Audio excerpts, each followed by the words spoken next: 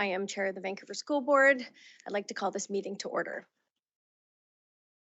With deep gratitude and respect, we are honored to be learning and unlearning on the ancestral and unceded lands of the Hamakwiyam, Skohomishokomeo, and Tsleil-Waututh.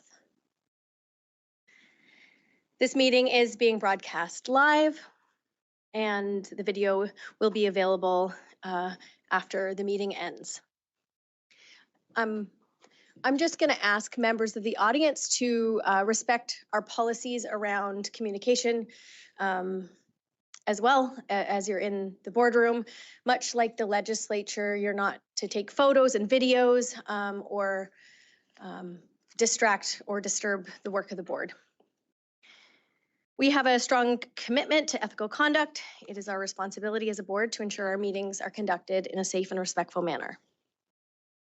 As a Board of Education for a school district, it's important we model the behavior that we expect of students in our schools. For our meeting tonight, we welcome Superintendent McGregor, Secretary Treasurer Flavia Coughlin, and Executive Director of Facilities, Jessie Gresley-Jones. I'd like to welcome my fellow trustees, and I ask that they introduce themselves, starting to my right. Trustee Freethcourt, present. Trustee Susie Ma, present. Trustee Christopher Richardson. Trustee Reddy, she, her. Trustee Avachin. Trustee Josh Thing. Lois Champelli, trustee. Trustee Janet Fraser. Thank you, and it's good to have everyone sitting around the table tonight. No absences. Okay, so moving to the agenda, we are going to hear a presentation before delegation, and in accordance with policy 14, which is our school closure policy, I will ask that Jessie Gresley-Jones, our Executive Director of Facilities, present on behalf of the board the rationale for the proposed closure of Sir Guy Carleton Elementary. Jessie, the floor is yours. Thank you. So we can move to the next slide, please. Okay. So Sir Guy Carleton Elementary is located at the intersection of Kingsway and Joyce Street.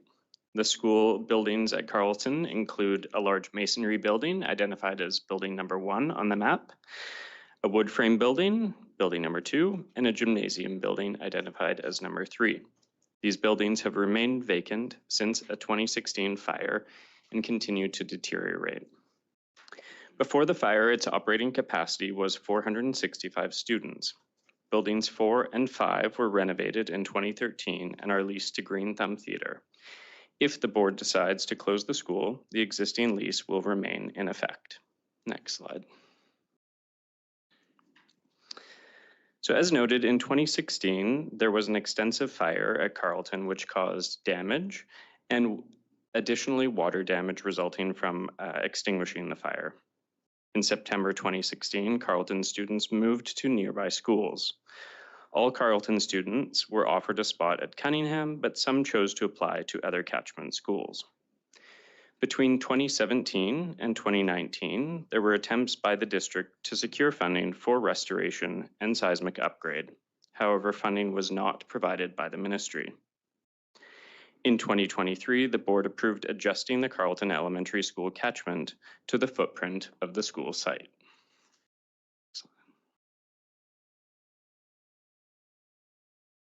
Engagement for the closure process was initiated in 2023.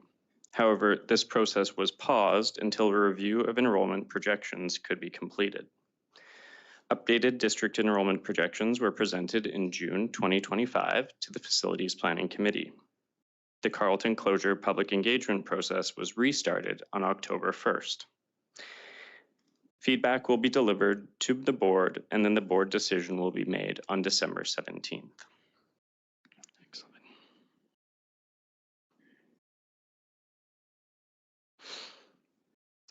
So I will walk through a series of slides around why a closure is being considered for the site. So fire caused significant damage, and putting out the fire, as mentioned, caused additional water damage. The unoccupied buildings are vulnerable to vandalism, graffiti, and have ongoing issues with flooding of the ground floor. The buildings continue to significantly deteriorate. Funds are used to make only critical repairs and address vandalism, break-ins, servicing required for sprinklers, heating, and necessary maintenance. Spending does not include any restorative work to prevent our preventative maintenance for the buildings to make them occupiable. The Carleton site continues to carry significant maintenance costs, roughly $65,000 per year or $650,000 to date, to keep this vacant building safe and secure. Next slide. Currently, there is no funding available for restoration. To return the school to a safe and usable condition, major capital funding would be required from the provincial government.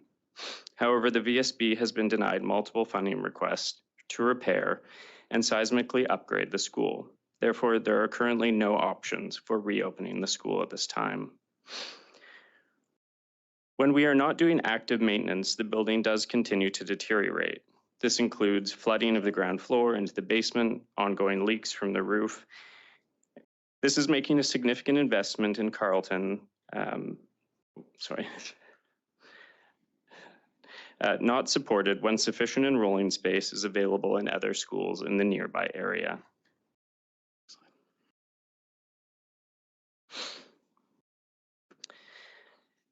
As noted, no students currently attend Carleton. On January 30th, 2023, the board approved adjusting the Carleton Elementary School catchment to the footprint of the school site. All students who previously attended Carleton are now attending or have graduated from secondary school. Families in the former Carleton catchment are now part of other catchments. As part of that adjustment process, traffic and travel considerations were considered. Two of the factors analyzed are walking distances for students residing in the catchment and the overall catchment size. This analysis took place as part of the 2023 Carleton catchment boundary adjustments. As noted in the graphic on the screen, maximum walking distances are shown on the map. Cunningham and Weir catchments have a maximum distance of 1.4 kilometers, McCorkindale a maximum walking distance of 1 kilometer, and the average maximum walking distance within elementary catchments in comparison is 1.27 kilometers.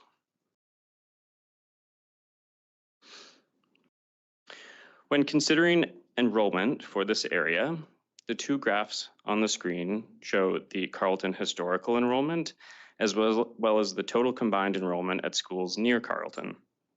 This is an important factor to consider, including the enrollment history.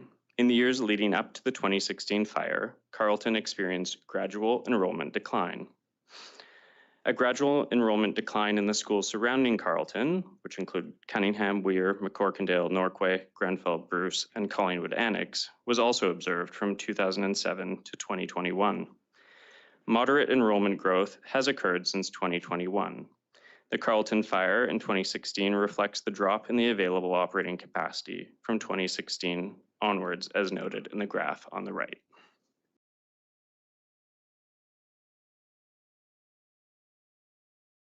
As I noted, the process was paused for enrollment projections to be updated. In June 2025, updated enrollment projections were provided to the board, outlining several forecasts broken down by catchment. Enrollment projections guide both operational and capital planning decisions.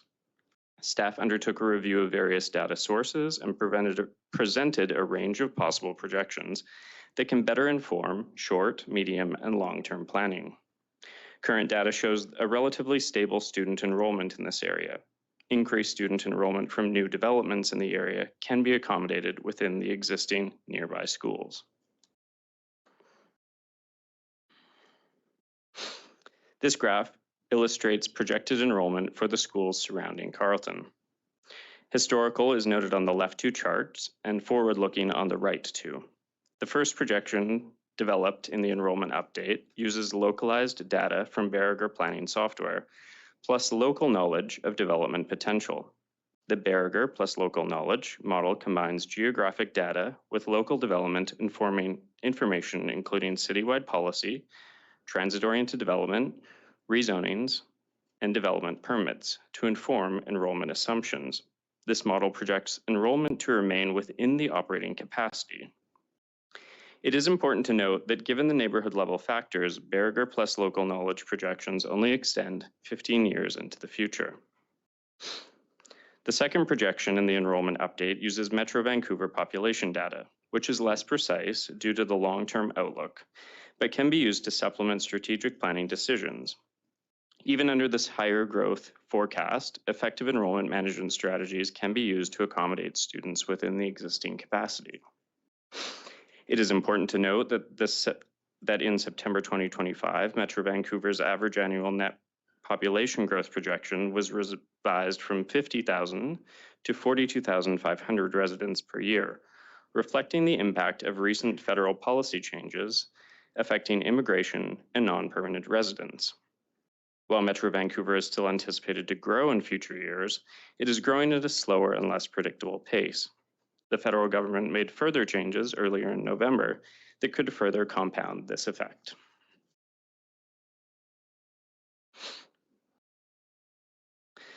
Schools that now serve students from the former Carleton catchment currently have available space and are projected to be able to accommodate students' enrollment for the next 14 years. As noted in the chart, nominal capacity is the number of students a school was originally built to hold based on the physical layout, and operating capacity is the number of students the school can currently support, considering how many spaces are used and the required staffing levels.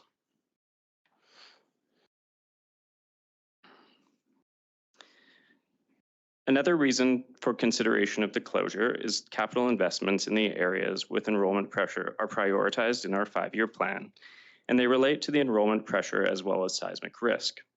Carleton is rated H1 for seismic risk, which is the highest risk category.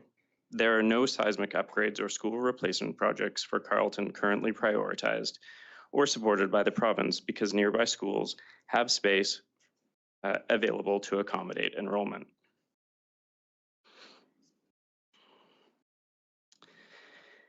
In addition, there is also interest from the CSF. The CSF is a unique school district in British Columbia that provides French first language education to students across the province. The CSF is not geographically bound, has schools throughout the province, and it serves Francophone students province-wide, ensuring access to education in French for those with rights under Section 23 of the Canadian Charter of Rights and Freedoms. In May of 2025, the BC Supreme Court ruled that the VSB must reasonably consider and balance the importance of minority language education as a value underpinning Section 23 of the Charter. Prior to this ruling in January 2024, the CSF made a request to the VSB to acquire the Carleton school site. The CSF identified using the school site for a new secondary school for Francophone rights holders in the area. It is important to note that no decision has been made about the school closure, and before the board can consider the sale or lease, a disposal of the site, it must first make the decision on the proposed school closure. A separate formal process for land disposition would take place should the board choose to proceed under Policy 20, disposal of lands or improvements. While there is interest in the site from the CSF, the current engagement in the previous weeks has focused on whether the board will formally close the school. So in summary, there are several factors leading to the consideration of closure. As the VSB does not have the funds to restore Carleton Elementary, and the provincial government has not approved funding to restore it, there are currently no options for reopening the school at this time. As mentioned earlier, operating funds are being spent annually to keep the school buildings secure and safe. These funds could be directed towards supporting students in schools in active use. Thank you, Jesse. Okay, so I appreciate that quick presentation, and we will go now to hearing from those members of the public who have come in today. Thank you everyone for being here. Before we begin, I do just want to acknowledge a few things. We have in the audience former school trustee and a former superintendent, so I wanted to acknowledge that. Thank you for being here. I also wanted to mention that no decisions have been made yet as a board, so all of the information we gather tonight through emails, through delegation from you all help inform the decision that we will make as a board. And then also, I just wanted to say, if you're hearing a lot of the same thing and you plan to say something similar, then I invite you to use your time to maybe share something new that you think the board hasn't heard yet, because everyone does have limited time, and so we invite all of your different views on that. Okay, moving to our first registered person. Oh, excuse me. I have a few more reminders, actually. So 5 minutes, as mentioned, is allotted to everyone. There is a bell that you'll hear at the end of your time. We expect you to comply with board norms of conduct and decorum, as mentioned earlier. Of course, personal, inflammatory, or accusatory language is not welcome here and will not be tolerated. Please don't share any personal information. This is being live streamed, and also just for the safety and security of people's personal information. All to the board members, reminder, all questions go through the spokesperson, and be mindful of time. Okay, we'll go to our first one. Our first on the list is online. Or the first one was Frederico, who has withdrawn, and the first one now is Suresh Yanuga, and I believe Suresh is online. Yes. Wonderful. Okay, we can Hi. see you and hear you. You can begin now. Yes. Yeah, good evening, trustees and members of Vancouver School Board. First of all, thank you very much for giving me opportunity to speak before you, everyone. And my name is Suresh, and I'm from the Joyce Collingwood. I'm staying in this community still from 2014, and I came here to express my strong support for keeping Carlton Elementary Public School open for public education and community use. I'll just give a very brief backstory of me. When I came in 2010, I stayed in Cassandra Hotel for 4 months initially because at the time I don't have any building a house, right? So I stayed there for 4 months. And the first school ever I seen when I came out for walking is Carlton Public School. By looking at the school, I was really astonished and very happy because I have never seen such a huge school with so big area for the playing areas and everything. At that time, I thought that when I get kids in future, my kids will definitely have a great education in Canada. Right, that was my initial feeling by looking at the Carlton Public School. We have never seen so greenish school and such a huge school. And later I realized that when this school is going for closure, that's really saddened me. Right, because Joyce Collingwood is one of the fastest growing neighborhood we ever seen. Right, since I'm staying here from 2014, I can see so many condos constructing every year. As per statistics, I think by 2033 there will be around 3,200 kids, but from my estimation there should be more than 600 because the way the condos are growing. And Carlton Public School is, I heard that it is 129 years old school. It's having a long history and so many wonderful kids might have been came out of that school. Right. And now I heard that there was a closure request came in 2010, 2016 and 2023 and now 2025.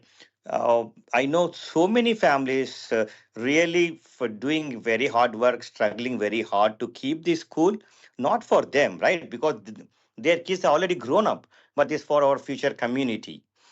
And see, we are not against the development, but how can there be development, only development without proper schools? So I I really want I really want everyone to support, and I want this school to be kept open for the kids' education. And I don't want to lose this school. And that's my humble request to everyone. And there you go. And there I like, and that's what I want to speak. And again, once again, thank you for your time and consideration.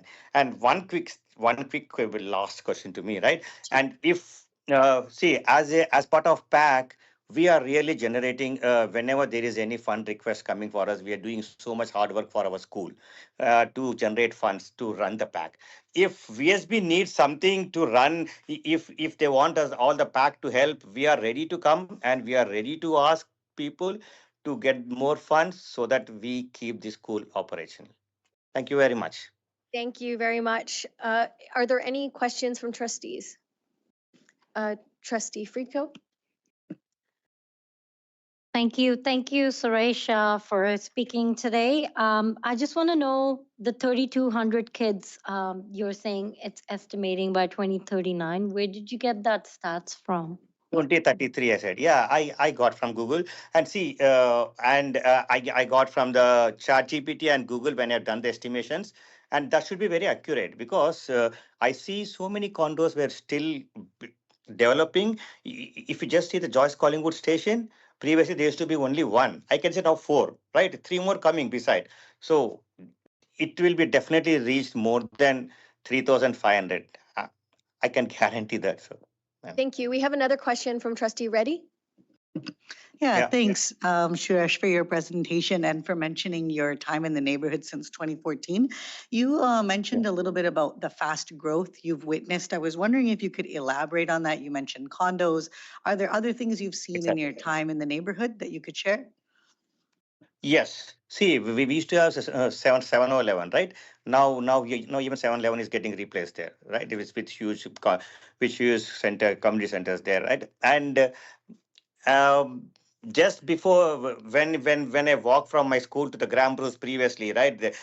I used to see only one condo. Now I can see at least 3 condos coming up there very soon. So this community is growing very fast, ma'am. I can assure that. And we have one grocery store here. Previously there used to be very less people. From now I see too much crowded there because I see so many people coming out in the even when I go into the park. Nowadays I see even my park, Gaston Park or Collingwood Park, is overcrowded because even the park is little small. Even I'm fighting for the big parks for our community, and there's some sort of development happening in Collingwood Park, man. I can guarantee that there is a huge density growing. This is fastest. I think one of the fastest community is the Joyce community when we see as per population density. Thank you. Even you can go through the stats for it. Yeah. Thank you. Thank you again for coming to present tonight. Seeing no other questions, we'll move to our next speaker, who is Monica Kang. And I believe Monica is here tonight. Wonderful. Thank you, Suresh. Good to have you. Thank you for joining us tonight. You can go ahead. Can I start now? Okay. Good evening, chairs, trustees, and members of the board. Thank you for providing me with the opportunity to speak today. My name is Monica. I'm the agent of Vancouver School Board to help recruit international students from China, and I'm here to express my support for the proposed permanent closure of Sergei Carleton Elementary School.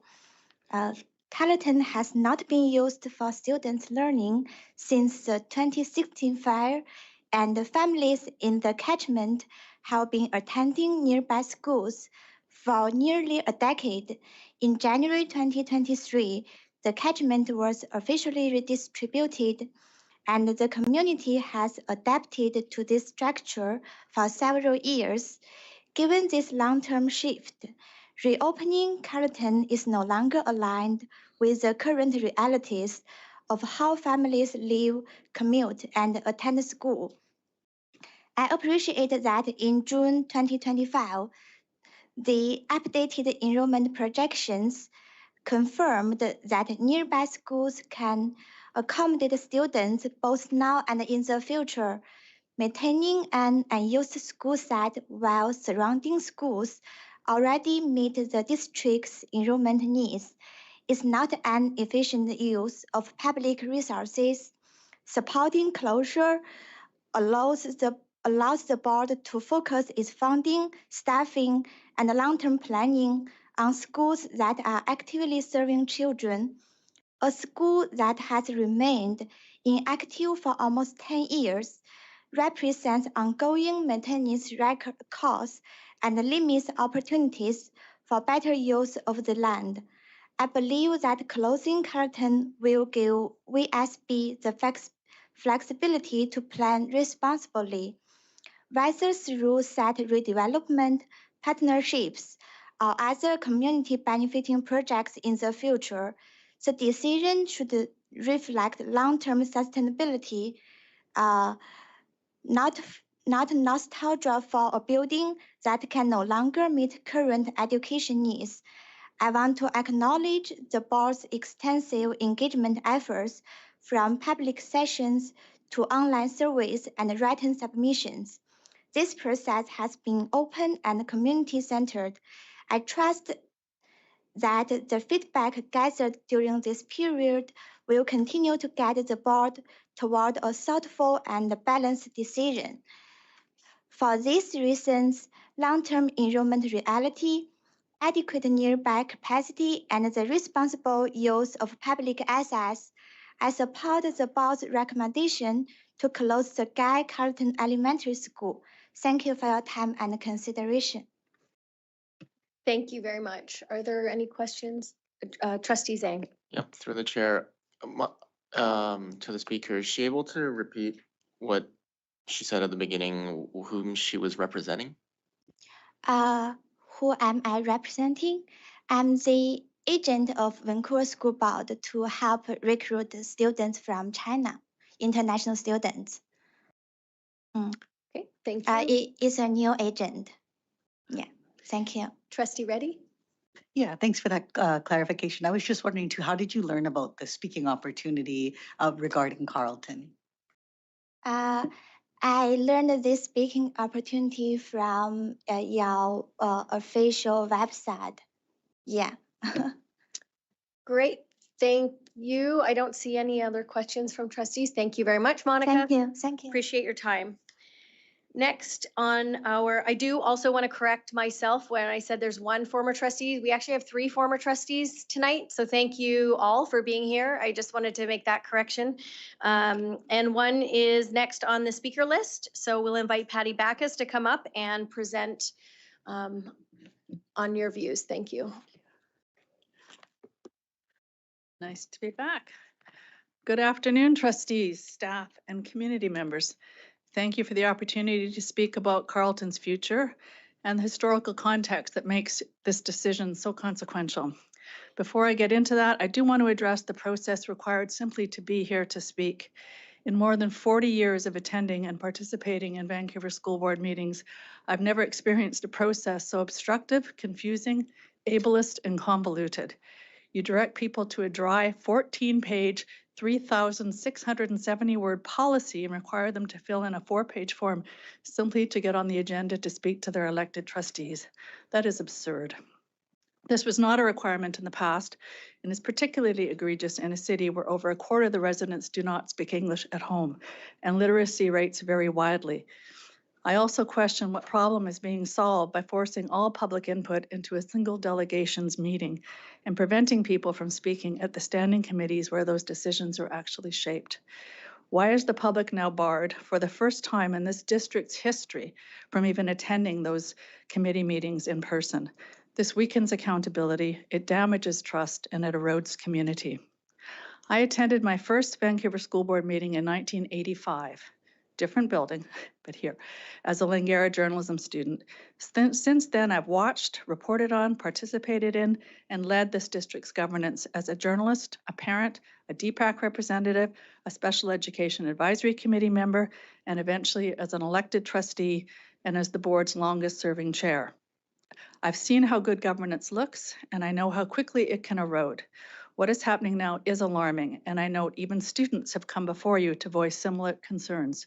Students, always listen to students. Remote viewing is not real engagement. Community does not form over live stream.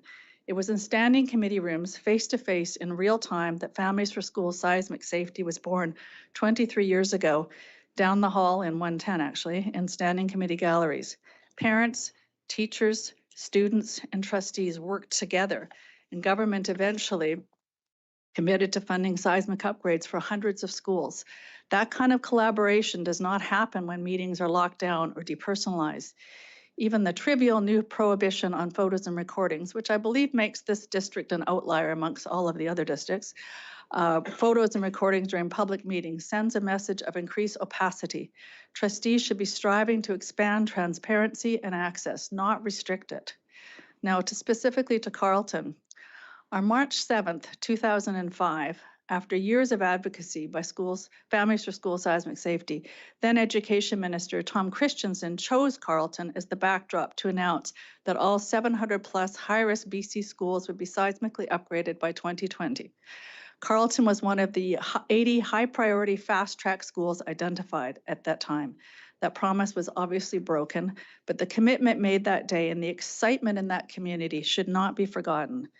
When I think of Carleton back then, I think of Bobby Senf, the heart of the Collingwood community, fierce, beloved, and fearless. Bobby and her sister had attended Carleton, and she later was a secretary at Bruce Elementary. When I first visited Bruce as the chair of this board, Bobby greeted me and whispered, "If you come for Carleton, we're going to come for you." And she meant it. After the 2008 fire had badly damaged the small historic schoolhouse on the Carleton site, the province would only fund the demolition because it wasn't required for classroom space. This may sound like a familiar story, but the community fought back and asked the trustees to pause the demolition so they could have some time to come up with a better plan that would save the building that meant so much to the community. And Bobby was in the very thick of that. We agreed over the advice of our own facilities managers to give them that time. And ultimately, we negotiated a very creative solution with Green Thumb Theatres that enabled them to restore the heritage building, keep it in public hands, and revitalize the site. In 2013, along with MLA Adrian Dix, myself and others celebrated the reopening of the community treasure with a special event at the school. And of course, Bobby was there. That decision to allow the community the time to come up with an alternative use for a condemned building required imagination and courage, and I'm calling on you today to have those two things. I was also there a few years later, the night the main Carleton building burned in 2016. Watching the flames, I knew how hard the road ahead would be for Carleton, especially in a political climate pushing districts to close schools and sell land. Without Bobby, who had passed away the year before, I knew the fight would be harder, but no less necessary. Carleton's land is irreplaceable. It is the heart of Collingwood. If you close the school and subdivide the land or transfer it to the CSF, it seems like the predictable next step, it will be gone forever and the community will never get it back. Could you finish up, please? Yes, I will. Your responsibility is not to yield to short-term pressures, but to steward public assets for future generations. Instead of closure and a probable sale to a private developer or another school board, please, if you stop interrupting, No, I know, I'll get to the everyone end. gets the same allotted Imagine amount what of time. could be created in partnership with the community, the city, the province, the arts, culture, and recreation partners. Mixed-use space that includes Could a we cut school, the mic, childcare, please? adult education, arts and recreation, and potentially some housing, serving an I'd underserved like to neighborhood. respect everyone's You could time create and something everyone gets the truly same amount of remarkable. time.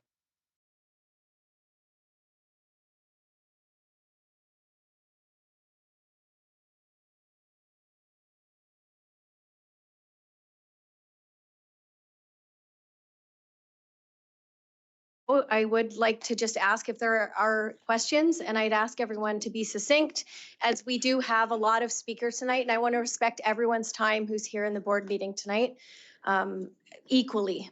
Are there questions from trustees? Trustee Reddy.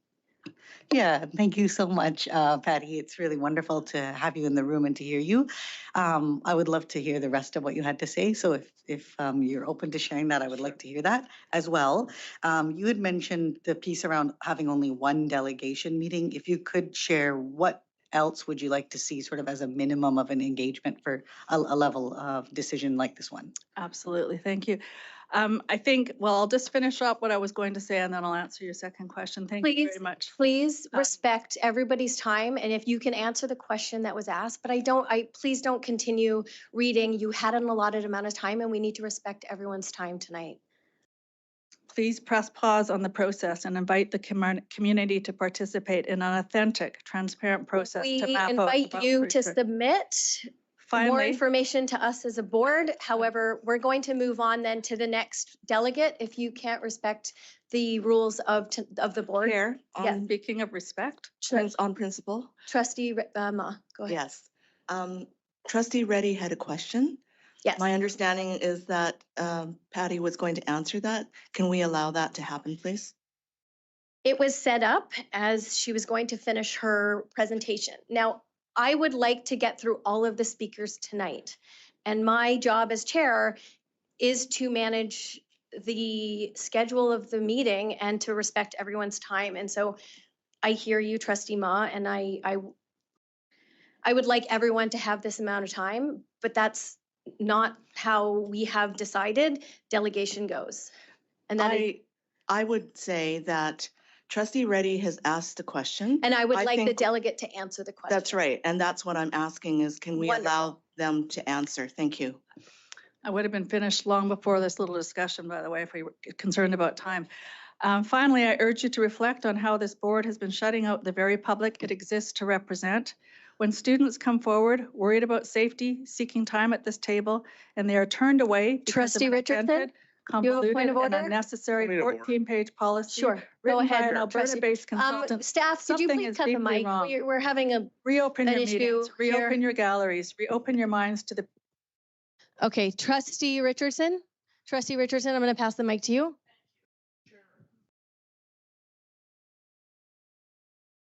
I'd just like to say that I would, and I totally agree with Trustee Ma, that a question was asked. The other request to complete the prepared presentation is inappropriate. And I think we have to draw that to the attention of everyone. There is a time limit, 5 minutes. And I too would like to hear the specific question that was asked.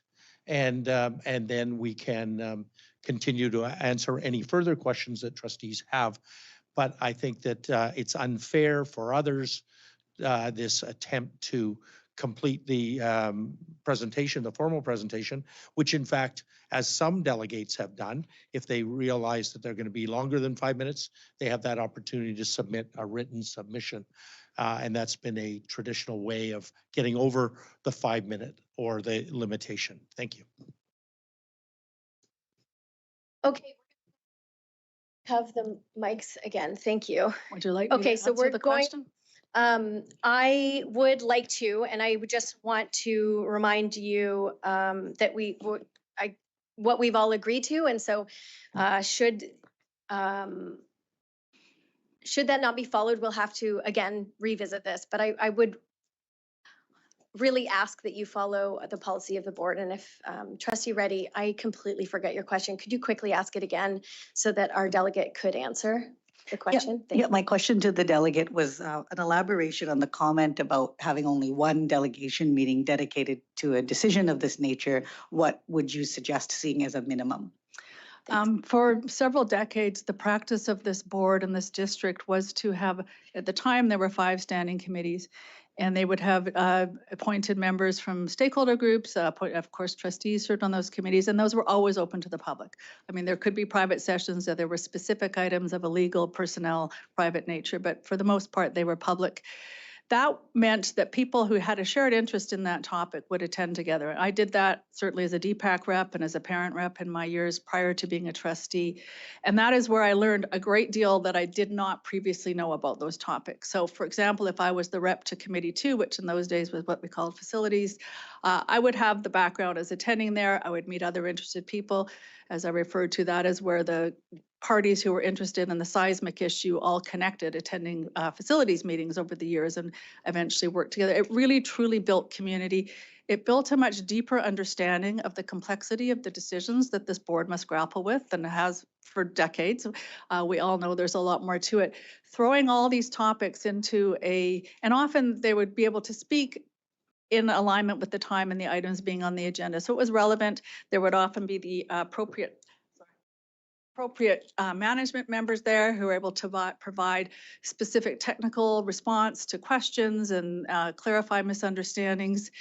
It was enabling people to come together with shared interest and stay on that focused topic. I find this very fragmented. As a trustee, I gained a lot from being able to chat with people in those galleries, particularly at standing committee meetings. And I met students, I met parents, I have some I still have contact with.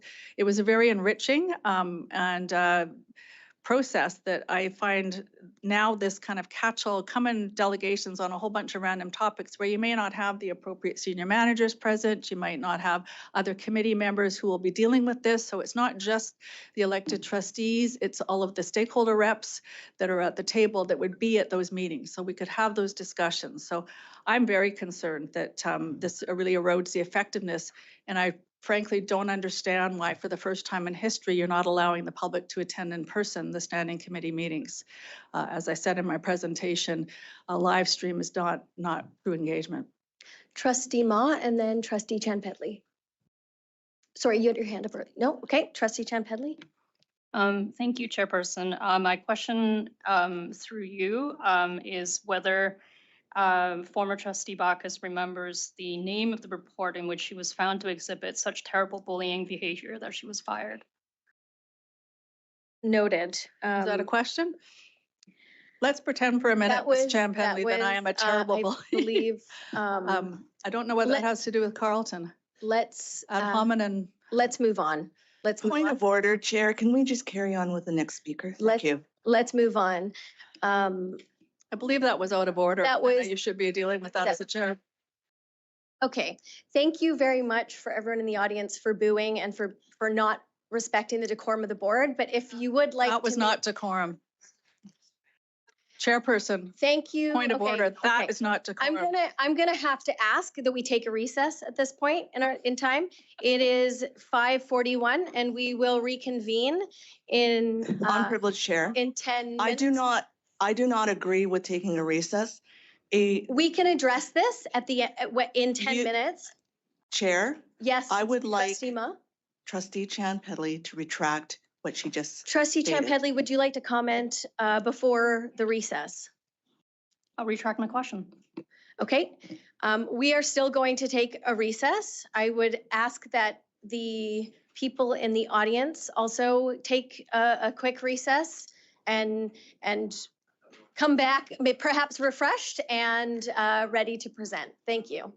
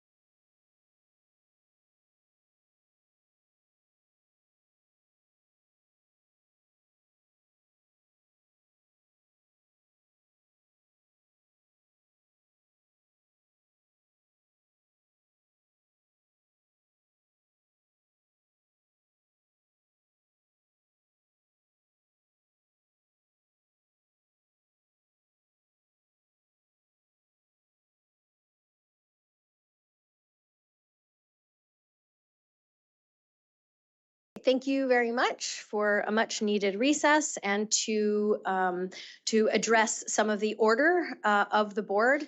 I'd like to call on my colleague and peer, Trustee Chan Pedley, for comment. Thank you, Chairperson.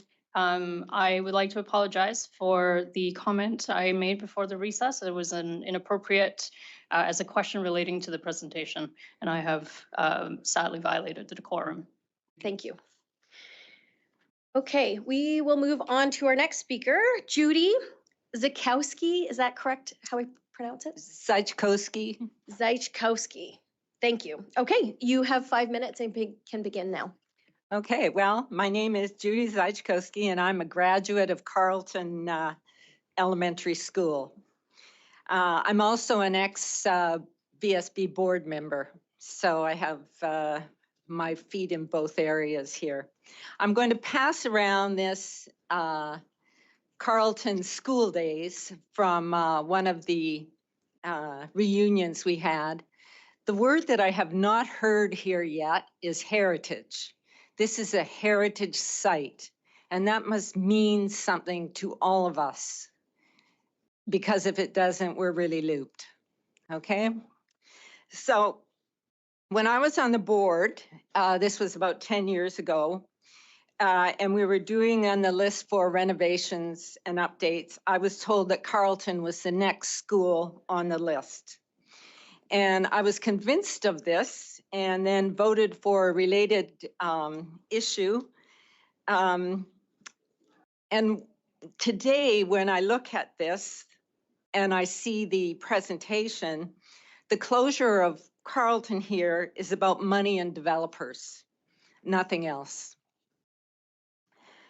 And as a member of the school board, past member, there are some decisions that I made that I'm not very happy with at all going forward. One was music programs that were ended in some schools. We were convinced to close some, and again, this was a money issue, but it turns out the music is extremely important and an essential part of brain development and hence learning. We should have kept music in all our programs. And these kinds of decisions are made constantly where money is involved. And I also want to relay a personal story here about decisions made, which in hindsight were really quite devastating. I grew up on McKinnon Street. My best friends lived on a property at the end of the street, which abutted Carleton School, the playground. We could throw stones at the school. I looked forward to attending school with them. One day I went to their house to play with them, and their mother greeted me at the door and said, no, they're not here. Her children had gone away to school. I said, how could this be? I did not believe it. We could toss rocks at the school. She said, come in and take a look and see if you can find them. Look for yourselves. And it turns out this was an Indigenous family, and the children had to be sent out of town to a native school. I never saw my friends again, and today their land next to where they lived is flat and barren. So while this story may not resonate with you, or you think it's not related to this decision, it is. Sometimes we are put in a position where it's all about the money. This is not about the money. I want you to think about ways to create the money, to get the money, to do the right thing and rebuild this school, which is a center of the area of South Vancouver there. So I know that Adrian Dix, when I was on the board, he got us all to his office and he wanted us to very quickly go to create something to get this school back in order. I know there's people on the government that are very keen on it. I think there's probably even a few billionaires around who might like to donate some money. You never know, right? We have quite a few of them in the city. So I would like to think about the positive aspects of funding and how you create the money rather than destroying the school. Thank you. Thank you. Okay, no, this is not audience participation. Thank you. We're going to move on to questions, and Trustee Richardson, go ahead. Thank you so much, Judy. And you mentioned that it's about money, and you started to through the chair. I'd be interested in, are there any other than asking for some checks from these billionaires who would be pleased to have? I'm interested in kind of if you were back in our position, given the tough decisions you talk about in terms of music and not music, do you have any brief words of advice in terms of how we should, other ideas in terms of to be that creative, make those creative opportunities? Well, I think the press plays a big role in this. And there needs to be some, how should I say, from the community and then the people in power that say, yes, we need to get on board with this because this is a heritage site. This is extremely important to our history. This is an enormous playground, not only for our children, but for sports teams, be a great daycare center. There's so many possibilities on the positive sides other than a high-rise 28-story building. I mean, we just saw this horrible thing where a child fell out of a tall building. These are not meant for kids. Thank you. Are there any other questions? Trustee Friedcoat.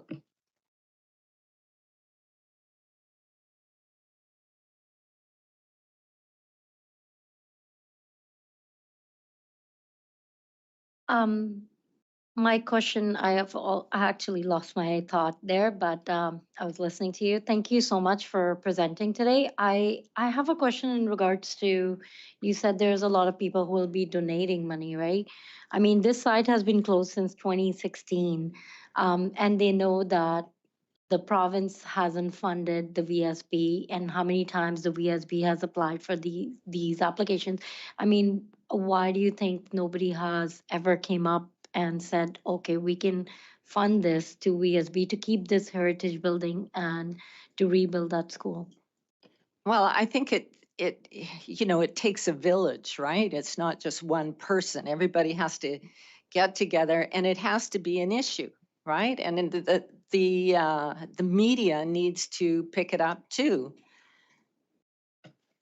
You know, how many people on the west side know about the heritage of Carleton? You know, this is a city thing. This isn't just a East End blank piece of property. Are there any other questions from trustees?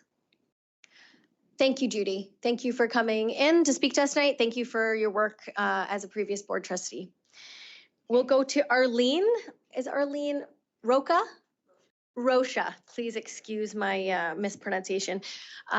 Arlene, you have 5 minutes and can begin now. Thank you so much.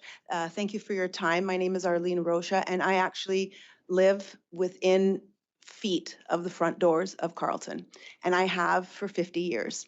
Well, I haven't. My parents have for 50 years, but I have moved back to my home, and I graduated from that school in 1984.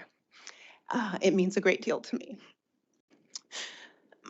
I watched it burn 3 weeks before my son was supposed to start kindergarten. He is now in 9th grade.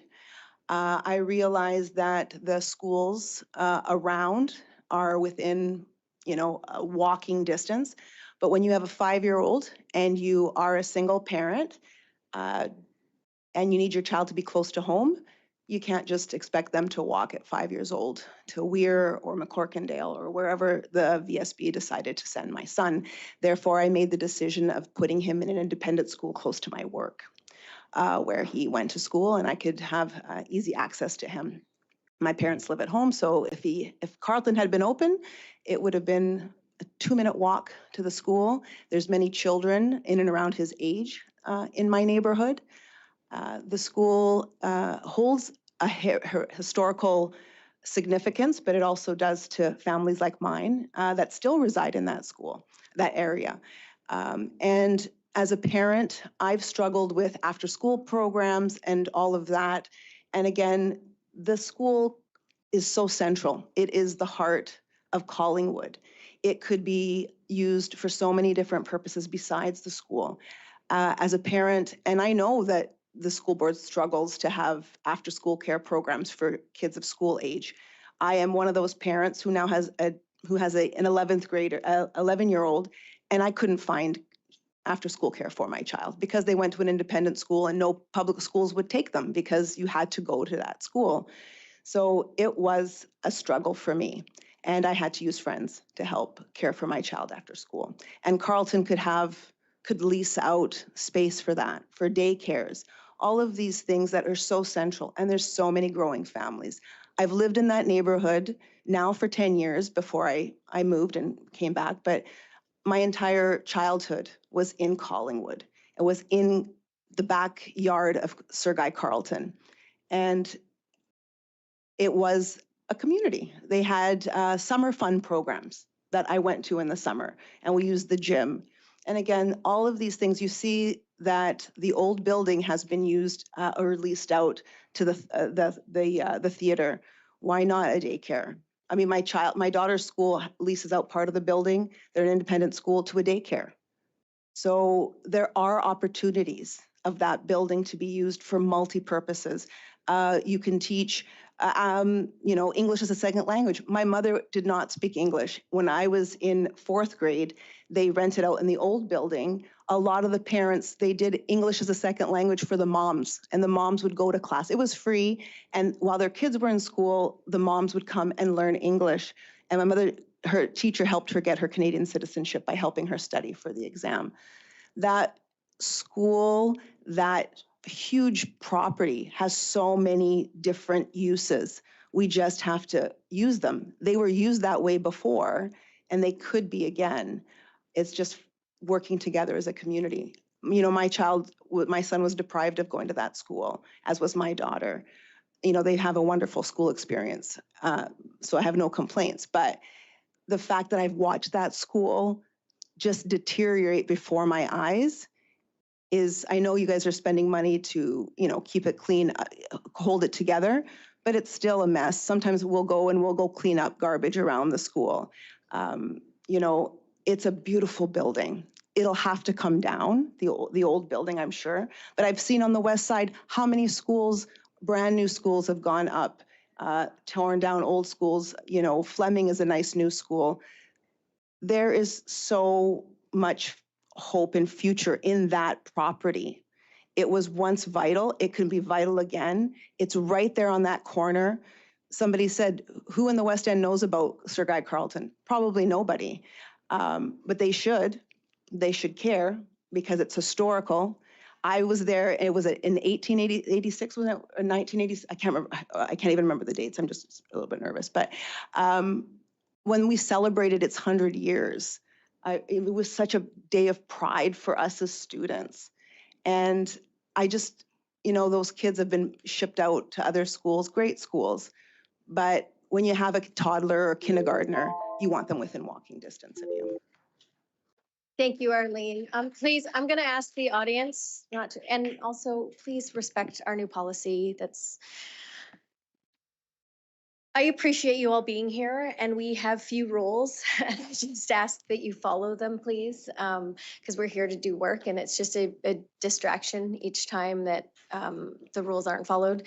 Arlene, thank you for coming to speak to us. Thank you for taking the time. I'm going to ask if any trustees have any questions. Trustee Friedcoat? Thank you, Arlene, for sharing that story. Just a quick question about how much is a commute is for your child now to another school? Well, I work downtown, so I've had to, and before I was in Kitsilano, I was working in Kitsilano. So my child went to school at an independent school 1 block from my office. So it's 25 minutes there with no traffic and an hour on the way home, right? Thank you for traffic. Get worse. Trustee Reddy. Yeah, thank you, Arlene, for your presentation and for sharing your experience. I really appreciated what you shared about the vision, but was that actually your historical experience there, not the future. You mentioned your experience as a single parent, and I also appreciate that because it does demonstrate some specific experiences. Is there more you could say about that experience that we should bear in our decision-making process? Yeah, as a single parent, you know, luckily I have some means to put my child in an independent school. When you don't, it can be a struggle with after school care programs because you have to work. And even as a working parent, I found that to be the most stressful thing is trying to find childcare for when my son was starting school, like daycare for my daughter, and then afterwards after school programs for my son, and then again for my daughter, because there are no spaces. And that was on the west side. I couldn't get my child in. And you know, I'd go to the local schools. You have to be part of the school. We're full. And then the cost, if I wanted to go private, is quite exorbitant. And when I see a school that maybe has the space, and a lot of the times some of the places were like, with our school, we don't have the space. We don't have the space for kids. And here's so much space. Thank you. Are there any questions left? No, thank you for coming tonight. Thank you so much. Appreciate your time. Okay, we'll go to our next on the speaker list, Mona Stillwell.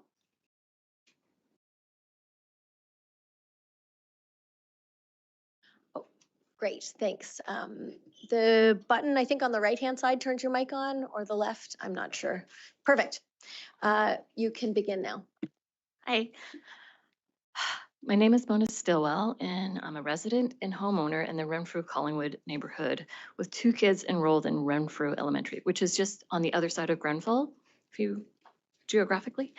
I also run a small business supporting moms who just gave birth with organic meals. Why? People who just gave birth, especially those who had a C-section, really need some serious rest. Would you mind speaking up a little, just so everyone can hear? It was a request made, just a little louder. Sorry. Thank you. I also run a small business supporting moms who just gave birth with organic meals. Why? People who just gave birth, especially those who had a C-section, really need some rest. Like don't cook, don't clean, don't do laundry, stay in bed kind of rest, because their bodies have been depleted from growing a whole human, and then they had to go through the grueling process of childbirth. So having these meals, whether it's from family, friends, a meal train, it's really important to support. It's community coming together.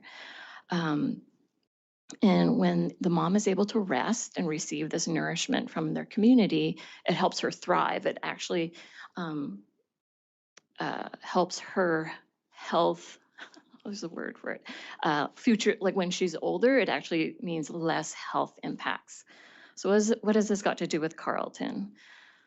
Losing a school is detrimental to the neighborhood because schools are communities where children experience first. I'm going to get emotional. Where parents get emotional watching their 6-year-old walk into a school for the first time, and where parents learn that a PAC is primarily a fundraising entity. I didn't know this, with their Purdy's and West Coast Seeds campaigns. Next month, thanks, most elementary schools will have their winter concert. And of course, all the parents are, even if you don't have a kindergarten, you're like looking forward to the kindergartens coming up because they're so cute and everyone awes. It's so cute. But it's a lot of families. They're coming together. They're excited. They got their phones out. And it's like a community experience. Communities create societal cohesion, which reduces rates of crime, reduces rates of mental health decline, and reduces isolation. It creates better community members. The neighborhood needs Carleton. In my Facebook neighborhood group, so it's the Renfrew Collingwood Facebook group, you see the usual post, right? A parent selling some Girl Guide cookies. Someone is looking to convert their bathtub into a walk-in shower, and they're looking for a handy person. As well, And what I noticed recently was someone posted about 2 really large real estate developments that are just going through the permit process. And I looked these 2 buildings up. They're like one's at the motel at Kingsway, that old motel, and then there's another one by Renfrew and Broadway. And apparently combined, it's about 5,000 units that's going to be coming on board. And this is not including the 4 large towers at Joyce Station. I'm concerned that closing Carleton is not serving all these families that are coming on board. So we need Carleton to support this growth. The BC government's transit-oriented area has designated Joyce Collingwood and as well, the housing target orders has indicated continued growth in this area with thousands of new housing units and increased residential density. I know because I live on a street where the new plan came in, and it's like my little street was spared the ability to do the land assembly thing, but there's land assembly signs. Anyways, there's a lot of growth coming just from that. And I feel like a rebuilt Carleton Elementary would directly serve children in these high density cores around Joyce Collingwood by reducing commute distances and supporting walkable neighborhood schools, which is another safety aspect. We need Carleton to support these families. My 2 children attend Renfrew Elementary, and Renfrew is pretty full. When you look at the 5 catchments around Carleton, the projected growth for this region cannot be sustained with these 5. Oh dear, I'm running out of time.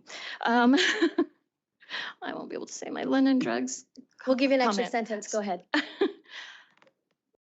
I'm just a neighbor and I care.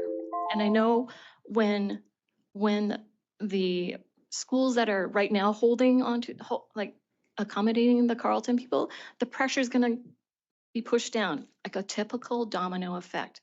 My children will be affected. So please, let's keep Carleton. Thank you, Mona. Thanks for coming to share your experience with us tonight. I'm going to ask again, if you can't respect the decorum of the board, we'll have to take another recess. And I just ask that you respect everyone's time by by following our policy that you agreed to when you walk in here. Thank you. Okay, Trustee Reddy, go ahead. Yeah, thank you. Thank you, Mona. It's really nice to meet you in person. I was one of the moms that you helped after a very complex birth, and I've never met you in real life. So it's really nice to see you. Thank you. I really appreciate what you said about the family aspect of the neighborhood school.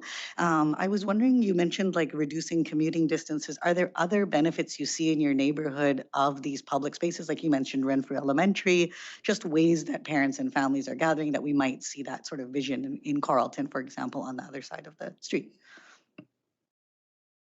So I'm also on the PAC. I'm the treasurer, and we have a lot of fundraisers, and we're going to have a movie night. So families are going to be invited to come to the school, and it's free, but popcorn is extra. And we think that this creates a safe space, like kids and families know that this is a safe area for them to thrive in, and it's more inviting, and it means that there's less, I feel like there's less crime when there's safety created, when there's people on the streets, when there are community events happening. Yeah. Thanks. Any other questions for Mona? Thank you. And thank you for being a support to one of our trustees on the board. That's great to hear. We'll go to our next person, who is Siu Pergel. Please come up and correct my pronunciation. We also love seeing kids in here, so thank you for bringing. Feel free to pull the chair up beside you.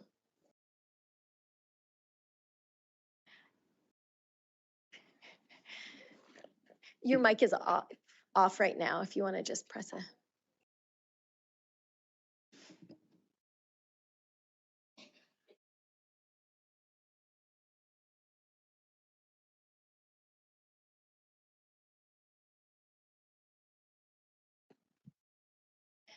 Your mic just, Okay. perfect, thank you. And Perfect. could you say your name, please? It's Sue Pergal. Pergel. Yes. Sue Pergel. Great to have you. You can start anytime. Okay, thank you so much. Hi, everyone. My name is Sue. I'm a proud Carleton alum. Years ago, I stood here fighting to save the school. And now, all these years, I'm back again. This time as a mother of two. I'm heartbroken that a place that has shaped my childhood, shaped this community, is once again under threat. Selling school land might seem like an easy, quick way to reduce deficits, but it feels like a short-sighted choice. It isn't just about the cost, it's the loss of the children's space to learn, play, and belong. We set a dangerous precedence when we treat the places where children learn and play as assets to be sold off, to deal with short-term financial pressures. To the VSB, this may just be an underutilized site, but as to families, it's lost outdoor space, lost future communities, lost opportunities, all the time when the neighborhood will soon be bursting with new families. Right now, the neighborhood is growing faster than almost anywhere else in the province. The old 7-Eleven across from Carleton now stands a 6-story low-rise. Around Joy Station alone, 6 new high-rise towers, towering 30 stories each, are planned. The Safeway at Time and Kingsway has partnered with West Group Properties with plans for future redevelopment. The closure of London Drugs just steps away from Carleton. The possibility of redevelopment is highly likely. Thousands of new residents, including many children, will be living here. We welcome housing. We welcome families. But families need schools. We cannot build a thriving community without the infrastructure children rely on. The city has passed motions encouraging more density around underutilized schools.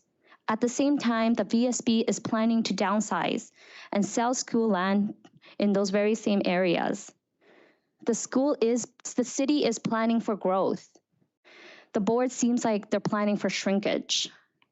2 public institutions completely out of sync, making decisions that will shape and affect our children's lives.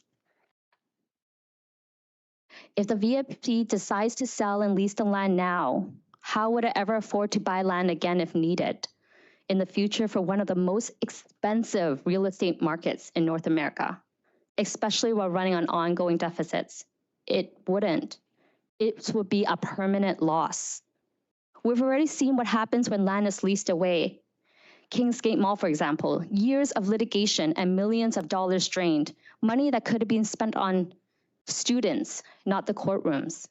So I'm asking the board, pleading as a parent, as a community member, and someone who stood here fighting for the school as a teenager, are you willing to take educational space from future children in a rapidly growing neighborhood? Are you really willing to give up what belongs to all of us forever for short-term relief? I thank you for your time. I also would like to note that's on this, like many years ago when I spoke, it was in a community setting with your neighbors, your friends surrounded. This feels very demeaning, very closed, and really sad. I hope that if this was ever to happen again in future proceedings, not just this, that it would be like how it was again with community, because we are all a community. Thank you for your time. Thanks. Again, before you get up, I just want to confirm there's no questions. I do just want to also mention that we did have many engagement sessions that were in different settings as well. This is just, of course, a delegation to the board, but there were other sessions as well that were out in community. I'm just looking to my left. Any questions? No? Trustee Reddy? Yeah, actually, as the chair just mentioned, there are other methods of engagement. Were you able to join anything in your community or aware of that?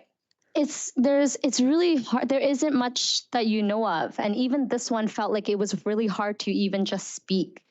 Whereas honestly, before it was close. First of all, I don't even say it was close to home. It was at 7 o'clock, not at 5 o'clock all the way at West Broadway. I had to take half the day off work grab my son, eat our dinner in the car, and come here. It's not, if you're seeking community involvement, this is not the way. Thank you.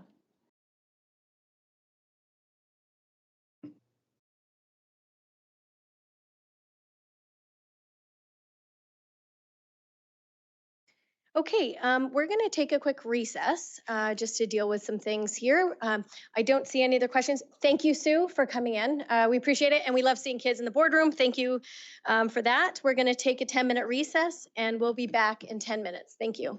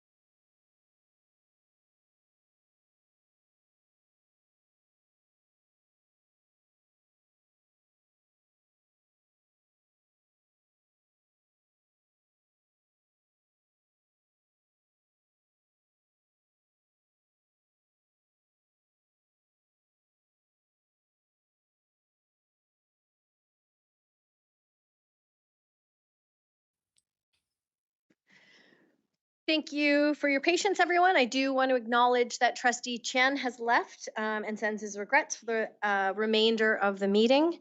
I also just want to also mention that if should there be any more distractions or disruptions, we will move this the rest of tonight's meeting to another room and ask that delegates come in to speak with us a one-on-one. So moving along, we are now at 2 Point of privilege. yes, I Trustee just had Ma. a question about what you just said. Yes, So if we needed to go into another room, yes, delegates will come in separately? Will correct. the live feed still be Yes. ongoing? So that's how you say that that's public then?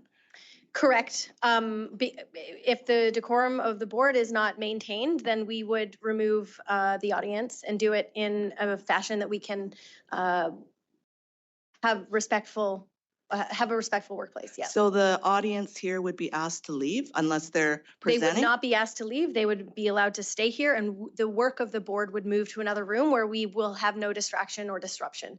Because taking breaks often is just a distraction to getting our work done. We are at 2.2.9, and we have Karen. Karen, would you please pronounce your last name for me? Bernauer. Karen Bernauer, thank you for being with us tonight, Karen, and you've got 5 minutes and can begin now. Thank you. So hearing what the previous speakers have said, and what the person from facilities had said, so there's a few comments that I would like to make. So obviously I'm wearing a Carleton shirt. I've been part of that community for 35 years. I'm now retired, but still feel that I am part of that community. So it was already mentioned that the initial seismic press conference was in 2005 at Carleton. Since then, I believe the school has been at least 3 times on the seismic upgrade list and at least 3 times on the closure list. So the community has been through a phenomenal amount of upheaval. And anyone who works for the school board, your first priority is students. Your second priority is schools. It is not what management tells you. It is what the community tells you. And as we've seen, these things get smaller and smaller, as one of the other ladies said. Instead of having a community meeting in a facility close to the school, it has come to this. And there really isn't Carleton community, because over the years, the school board has made decisions that the catchment area is now the playground, the school ground. And Carleton is no longer listed on the VSB website as a school. So the board has already made decisions. After the fire, students were asked, parents were asked to re-register their students. They weren't sent to other schools on a temporary basis. They were asked to re-register. Where would you like your child to go? I was appalled when I found out that in June 2023, I believe it was, that the school board put in a request to rezone the property into 3 properties prior to even coming to the community to ask what they wanted to do with the school. The gentleman earlier said that security has been an issue. I actually attended a meeting at the Green Thumb last week. There is 1 security light on the whole property. And that security light lights up the fire escape as to where the arson occurred. There is no security lighting around the frame building, and there's no security lighting around the front of the building.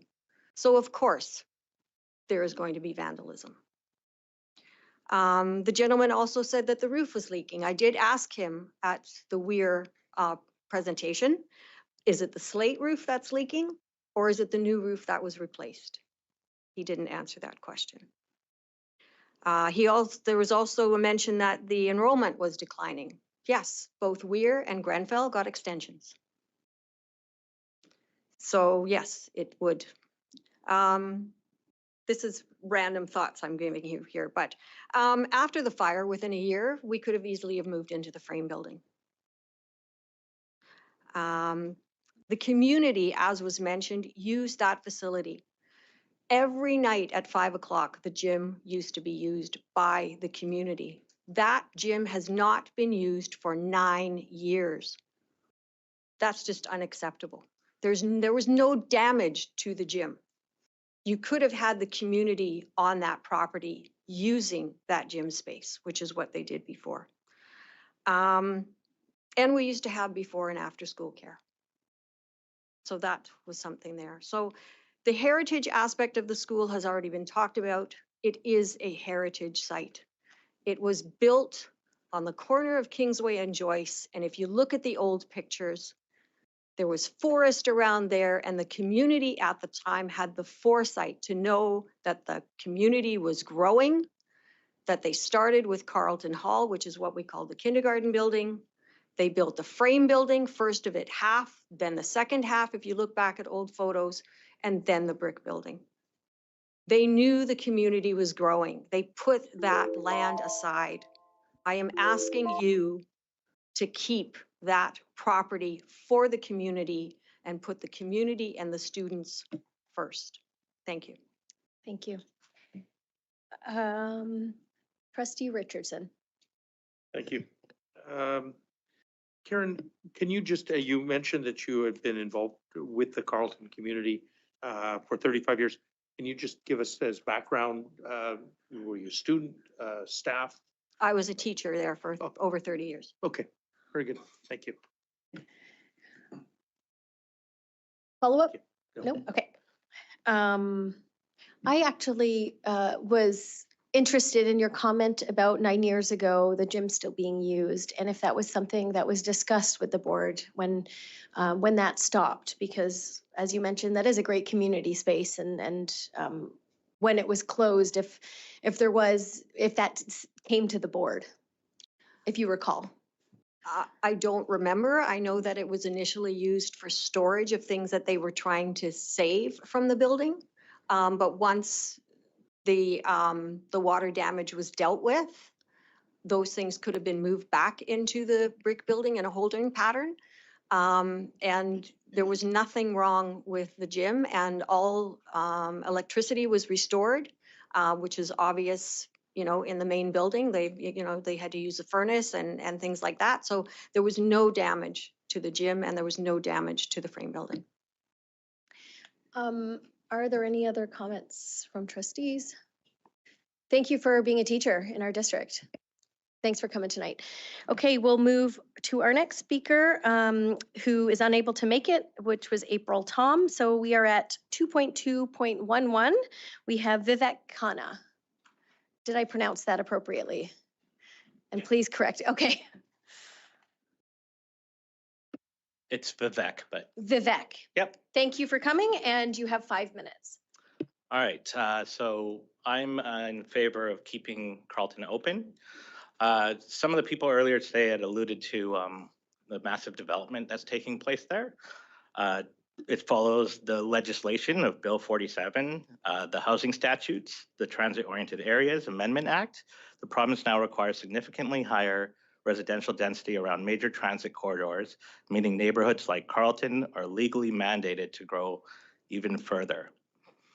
An example of the impact of Bill 47 is Burnaby's Brentwood Town Center area. Brentwood's population increased by nearly 30% between the year 2000 and 2015, and long-term plans anticipate capacity to increase even further. The Burnaby School District is now having to respond reactively the Kitchener Elementary is undergoing a major expansion, adding approximately 500 student seats because enrollment demand exceeded the building's capacity. So it kind of highlights how the connection is with Carleton, as we actually have the land and there's a need for renovations, but down the road it would cost more if we were to lose that now. I live by the just north of Kingsway. So I'm not in the catchment area of Carleton today, but when I was younger, I was, going back to the 1980s and 90s. And so based on the current scope of things, like I have Grand Bruce as an example of an area, because that's where my daughter would be going. And today it operates at approximately 93%, while the Collingwood neighborhood, the Bruce Annex, is at 84%. The Bruce catchment had more kindergarten applicants than the space provided. There's 2 people on the wait list as it is from 2023. So it's already showing the trend of an upward trajectory. But this also demonstrates that where proximity matters most, space is already tight, even before accounting for continued densification. Yet VSB's own long-range planning also shows a drop in the district's student capture rate from 82% historically to a projected 76%, meaning their enrollment forecasts now assume fewer local children will attend public schools, even as population density in the Carleton area continues to rise. One of the biggest concerns I have, really, I feel like I come from a place of privilege. I have a vehicle. I think there's a lot of people that are in the area that are that will be adversely impacted in a much larger way. Closing a walkable neighborhood school is not just a facilities decision, it is an equity decision rooted in the VSB's commitment to actively fighting systems of oppression and ensuring that, and I quote, every child can experience a deep sense of belonging.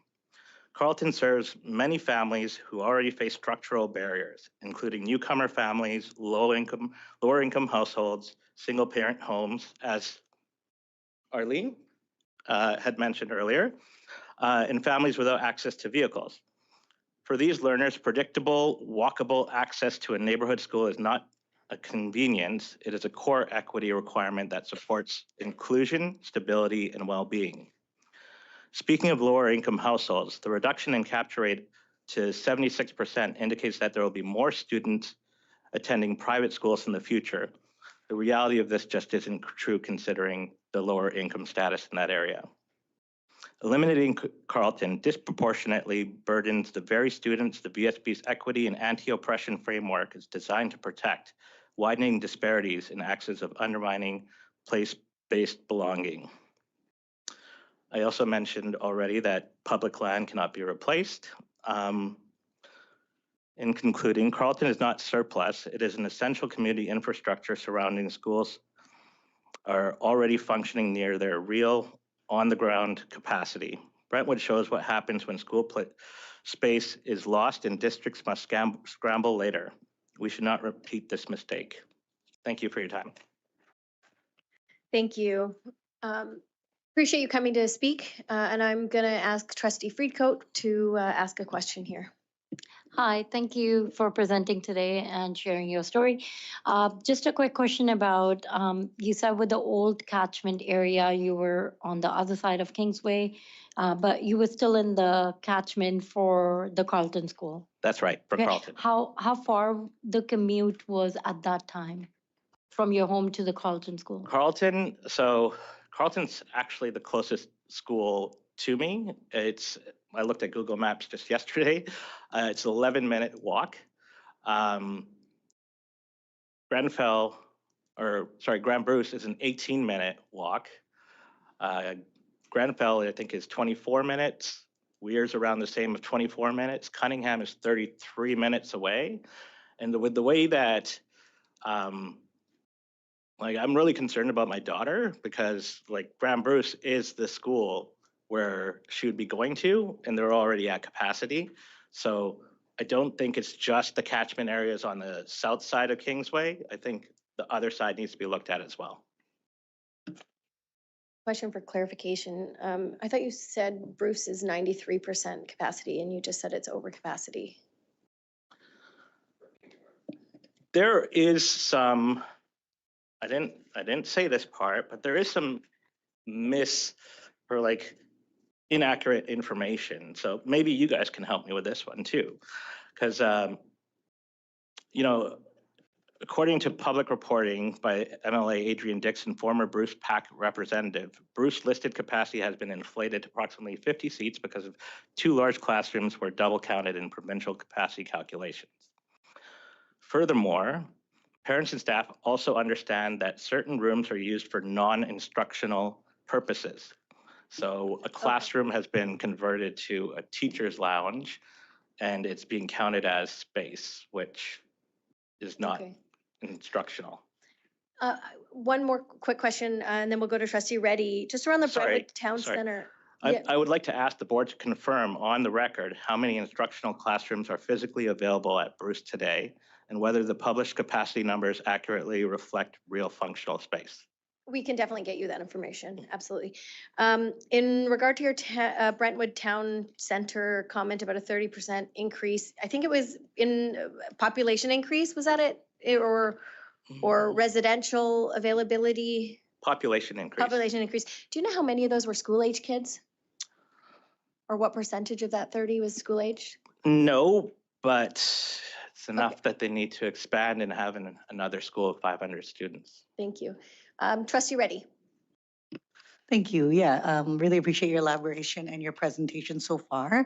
You mentioned, and I'm really glad you did, around the equity aspects of the neighborhood versus some of the general data from the LRFP on sort of our capture rate of school-age kids going to public school.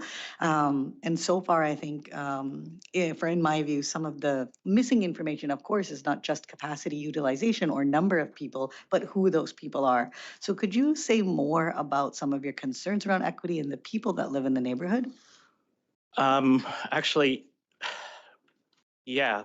Well, I live in the area, so there's a lot of immigrants there. There's a lot of people of different races, ethnicities.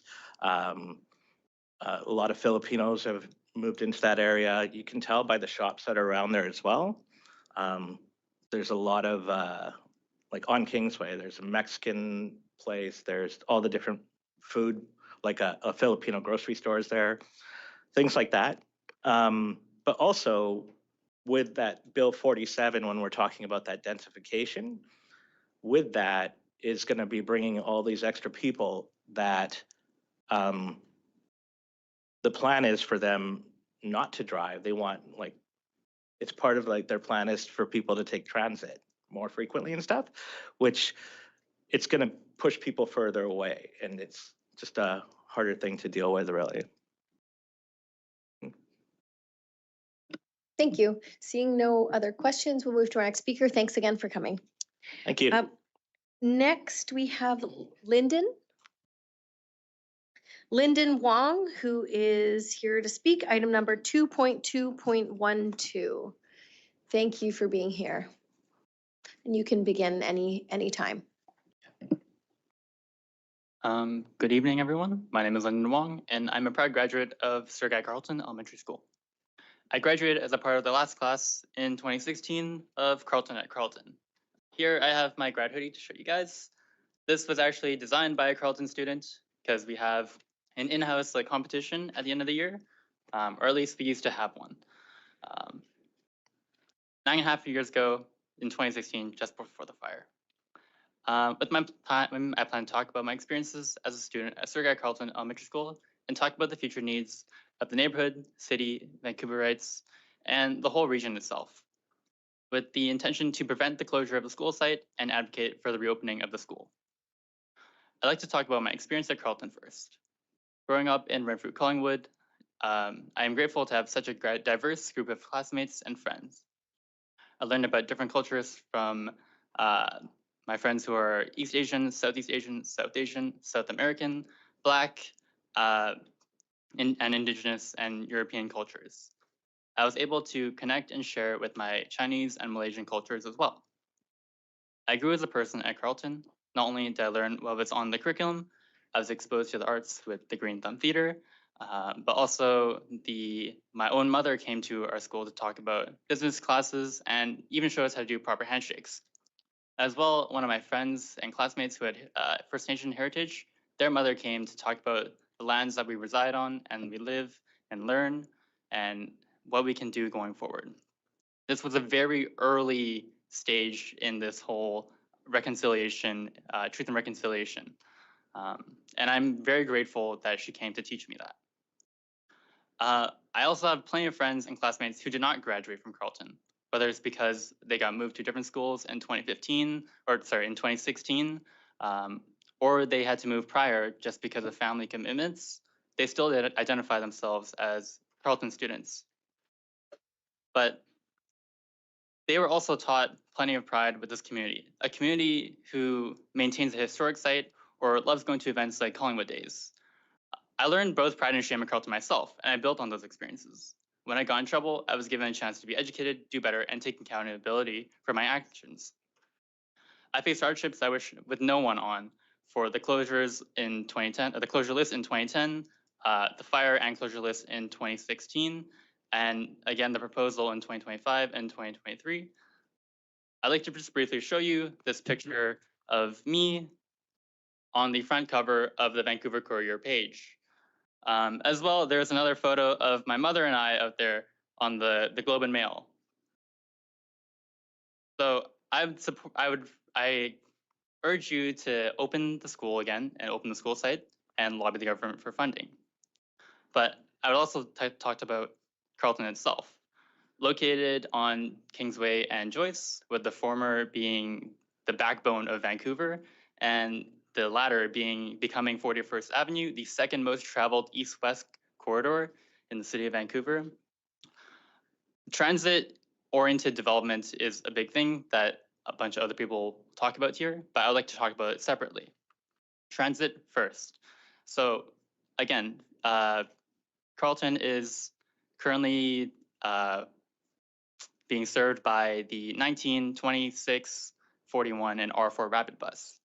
TransLink has proposed to add a 19 Express bus and a new bus service providing coverage from Joyce Collingwood Station to the Groving River District. Now, I would like you to think about the working class families who rely on transit, and those three items or three corridors, 41st Avenue, Kingsway, and Joyce Collingwood Station, those are like prime opportunities for people to get to work, to get to where they need. And if they can take transit, it's an easy drop off and pick up for their own children. And second, I know Sue has talked about the London Drugs redevelopment, the 7-Eleven, the Safeway. I would also like to bring to your attention that much of Kingsway westbound is still single-family houses. Those are prime for redevelopment, as well as School Avenue, Rupert Street, and Kingsway. There's a triangular plot of land there that has been vacant for a while, and it has been prime for redevelopment as well. There's so many more things I could say. Even if you just asked me to blindfold me and walk me through the site, I could probably tell you everything. But again, I urge you to keep the site open and ask for funds. As I conclude my speech, I hope I've convinced you to invest in Vancouver's education at Sir Guy Carleton Elementary School. My name is Lyndon Wong. Thank you for listening, and I yield my time. Thank you very much. I'm going to go to trustees. Anyone for questions of clarification? Did you say the 19 to make it a 19 bus express? Is that what you referenced? Correct. Okay. I thought that's what you said. Thank you. Okay. Thank you very much for your time. We're moving to our next. We have Emily Sang. Yes, Emily Sang. Hello. Good to have you. You can start anytime.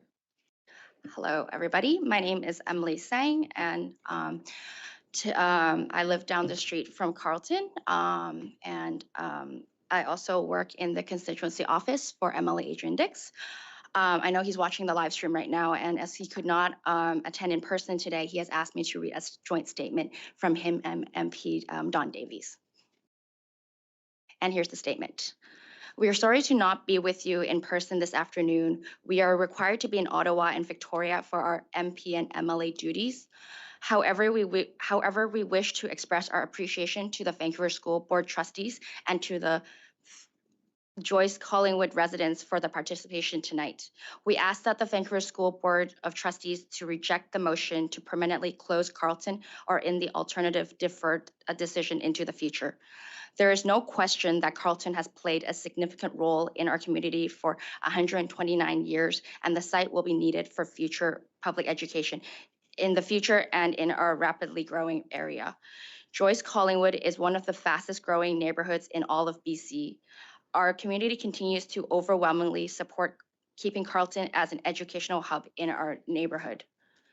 3 times before, in 2010, 2016, 2023, the Vancouver School Board has recommended the closure of Carleton. Tens of thousands of petitions have been signed, hundreds of events have been held, community presentations prepared, and meetings attended by community members, including parents, staff, students in support of the school. For more than 15 years, we have worked together in Collingwood to save Carleton and to ensure our local voice on a site that is central to our community is heard. There is no question if the school had not been damaged by a fire, there would be hundreds of students learning at Carleton today. We strongly support keeping Carleton for community and educational use, not subdividing the property for unspecified purposes. We are not against development as demonstrated by the large number of current and proposed projects that will add people, both children and adults, to Joyce Collingwood. Our community has been the most open to increased density of any neighborhood in the city. This view was reflected in the public response to the 2016 Joyce Collingwood Station Precinct Plan, and since. Projections in the plan indicated an increase in growth of 2,300 households over 25 years. In fact, that target has already been exceeded, and that is dramatically more to come. For example, outside of the plan at 4975 to 4997 Joyce Street, 4 single-family lots are being transformed into a 38-story tower, from 4 units to 408 units in the same small footprint near Joyce Collingwood Station. The 2016 Joyce Collingwood Station Precinct Plan has been surpassed and no longer reflects the dramatic growth in population, including children in the coming years. For example, there will be an increase of 1,000 children between the ages of 5 to 12 in neighborhood catchments of Bruce, Granville, Weir, Cunningham, and McCorkindale in the next decade. The Grand Bruce catchment, which includes Collingwood Neighborhood School in particular, will be overwhelmed in the coming years. In short, Carleton Elementary is not a surplus, but essential to the needs of our community in the coming decades. We ask that you listen to parents and the community and not approve the motion to permanently close Carleton Elementary School. The fact that thousands of community members have signed petitions and many have come here to speak with you tonight demonstrates a commitment to working with the VSB on a better future that includes Carleton. We appreciate the hard work that VSB trustees do on our behalf. We ask that you make the right decision for Joyce Collingwood and for public education in Vancouver in the decades to come. Thank you. Trustee Richardson? Thank you, Chair. Emily, I didn't quite catch the specific number of that from the facts or the information that you have, the number of additional students that will be in the next decade. Yep. In the catchment area. What was that number? That was an increase of 1,000 children between the ages of 5 to 12. Did you want me to repeat the catchments as well? No, I think Okay. I've got Gotcha. it. And I'm wondering, and the reason for the asking this is that I appreciate Adrian and I greatly respect Don Davies' input, but I just want those on the record so that our staff can ensure what would be the source of that 1,000, that number? Is it provincial projections or? I'm not sure, but Okay. we But can we can provide, find we it. can find it and we can also Okay. provide that to you in writing. So we can definitely do that. I have a Follow-up? second question, but You- it may not be a follow-up to this. Well, you go ahead and then we'll go to Okay. trustee Fraser and then trustee Friedko. Okay. And certainly in my past life on this board, I had a much closer connection with Adrian Dix in terms of supporting the neighborhood. But I'm interested in what will be different. I know that this board, with my presence and then after I left, attempted to see exactly what you're asking for many times since the fire. And what's, Do you have a Is there- question? is there going to be, what different support are you suggesting that Don Davies and Adrian Dix can bring to us in terms of support from the Ministry of Education that would require or suggest that we should pause the decision as you've suggested or defer the decision? Is there something that they haven't told us that we should be aware of so that we can take that into account in making our decision? Are you asking me as the delegate or me on behalf? Are you aware of any further, what's going to be different in the next 10 years than has been, because there hasn't been any support by the provincial government, by either parties, to save Carleton. So what's going to change? And you may not be aware of it, and you have deniability to say, I have no idea. So he is I know Adrian is watching the live stream right now, so I'm sure he's making notes of all these questions and he will respond in writing. Trustee Fraser? Thank you, and thank you for coming to present this evening. Is it possible to get what you presented here sent to us in writing as well? Yes, So we have that? definitely. I also have paper copies of it, so yes. Okay, We'll all have right, both. thank you. That's it? Okay, trustee Friedcoat? Thank you, Emily. I know that you said Adrian Dix is actually watching this live. So I think my question is to him, and if he's taking the notes, then he can get back to us by email. We have done multiple applications to the province to save Carleton Elementary Schools. Multiple, not one, two, there has been many. And the most recent application that was returned by this government was in 2019. So there hasn't been a change of government. So what are they going to do now that's going to save the Carleton Elementary? Are they going to accept our applications, which we have done for the last 9+ years of asking for funding? Or are they going to take this to the federal government? So, if he's watching this live, I would urge him to actually send that in an email to all the trustees so that we can be assured in making a decision before, anything about the Carleton Elementary, because at this moment, we have no support from this government right now. Thank you. Thank you. I will bring it back to him. I'm sure he's made the notes already, but I will also bring it back to him. Thank you so much. Thank you, Emily. We have a couple more questions, and thank you for your patience with us because you are a representative of other elected. So I think we're taking this opportunity to ask some questions to ask for feedback. Trustee to be here. Zhang, were you next or Trustee Reddy? Okay, Trustee Reddy. Yeah, thank you. And thank you, Emily, for coming on behalf of MP Don Davies and MLA Adrian Dix. I just wanted to thank you for the kind of contextual information about what did or didn't happen after the fire damage. I wasn't a trustee at the time, so the context is very helpful for me. The second piece was just around, I wanted to share my commitment to engage with MLA and the MP in the area to continue to engage residents in the process and just really appreciate their advocacy and my willingness to want to work together with them. Thank you. Thank you very much. I just wanted to ask you, you had mentioned a subdivision of the land and what you're referring to, because from my understanding, we have no current applications that are active for that site. And so I'm just wondering what you're referencing, if there's something we don't know, or if there's something perhaps the MP or MLA does know that we don't. I believe he meant that he wants to keep the school as a school site and not have any, if it were to be closed, it would possibly be, there's a potential for it to be subdivided, and that's not something that he wishes to happen. Okay. There is no, from what I understand is there is nothing but that is happening, but Okay. I'll have him follow up. Thank you. And lastly, as a representative here tonight, as I mentioned, you were going to get lots of questions.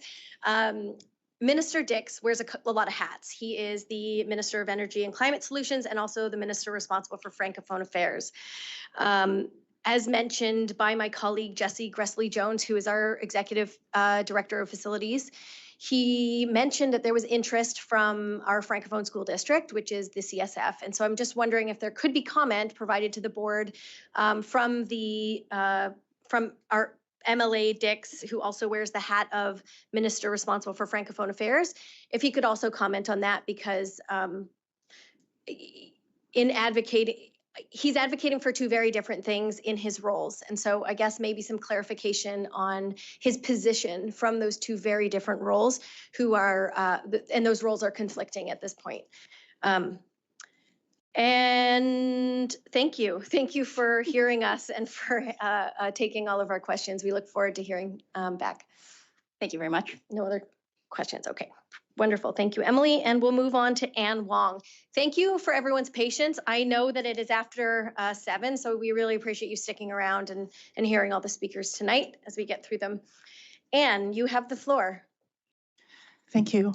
Good evening, trustees, delegates, and those in person here in the room at the Vancouver School Board and those on Zoom who are able to join us.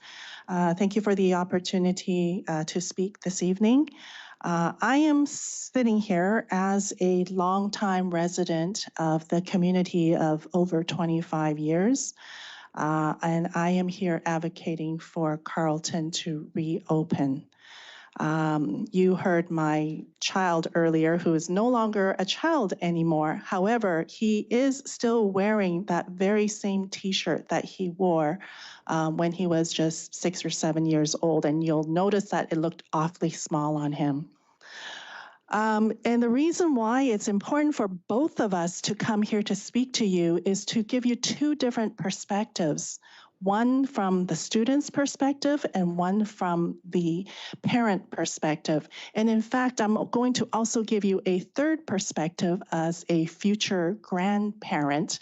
Not anytime soon, but soon enough where by the time you actually reopen, that's when I will have grandchildren ready to attend, because it does take that long.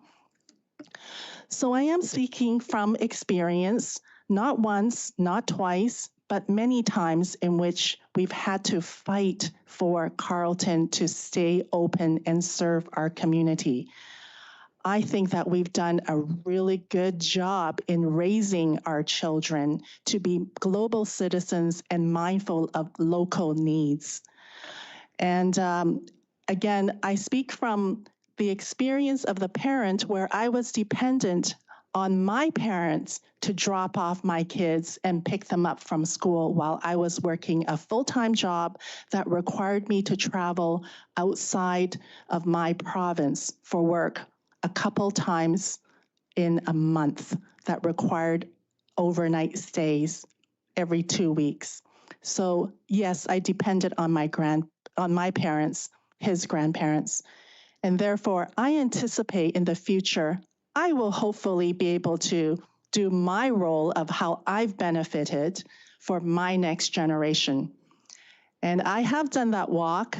You know, in reading the presentation earlier, 1.4 kilometers being the maximum distance for those who are walking. I have to say I'm in a very average physical shape, and I think that 1.4 kilometers for a 5, 6, 7-year-old is quite a bit of a stretch. And I can't speak for what my health will be like when I am 67 years old, having to drag my little grandchildren with me at that stage. So in the interest of time, I'm going to jump to the very end of my presentation and just say that I ask you to think about if you live within 1 kilometer of a school, maybe it's Carleton, maybe it's not, or you have access to a school, would you want to have that school open, or would you rather take a bus, have to drive to go somewhere else further? So once again, we, the community, say no, and no means no. We're not prepared for the school to be closed. But I ask a second question, and that is how? How? How can we make it work? Where there's a will, there's a way. Obviously, you can tell this is a very resilient community. So let's start with how and embrace the possibilities. So thank you all for your time this evening. I appreciate the opportunity. Thank you, Anne. And I will say your son was very articulate. So as a parent, I'm sure you appreciate hearing that. So thank you for coming tonight and speaking to us. Are there any questions from trustees? Okay, seeing none, thank you for your time. We'll move to our next speaker. Okay, 2.2.15. Last but not least on the topic of Carleton, we have Vishal Khanna and Ravi Khanna. How did I do? Please correct my pronunciation.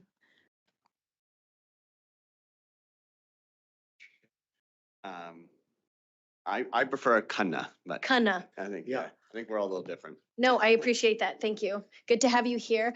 And you can begin when you're ready. My name is Ravi Khanna. I'm 84-year-old, born on April 11, 1941. I was 6-year-old when my family had to flee from Pakistan area to the independent India in 1947, then when the country was partitioned. I brought my wife and 4-year-old child to this community in 1974.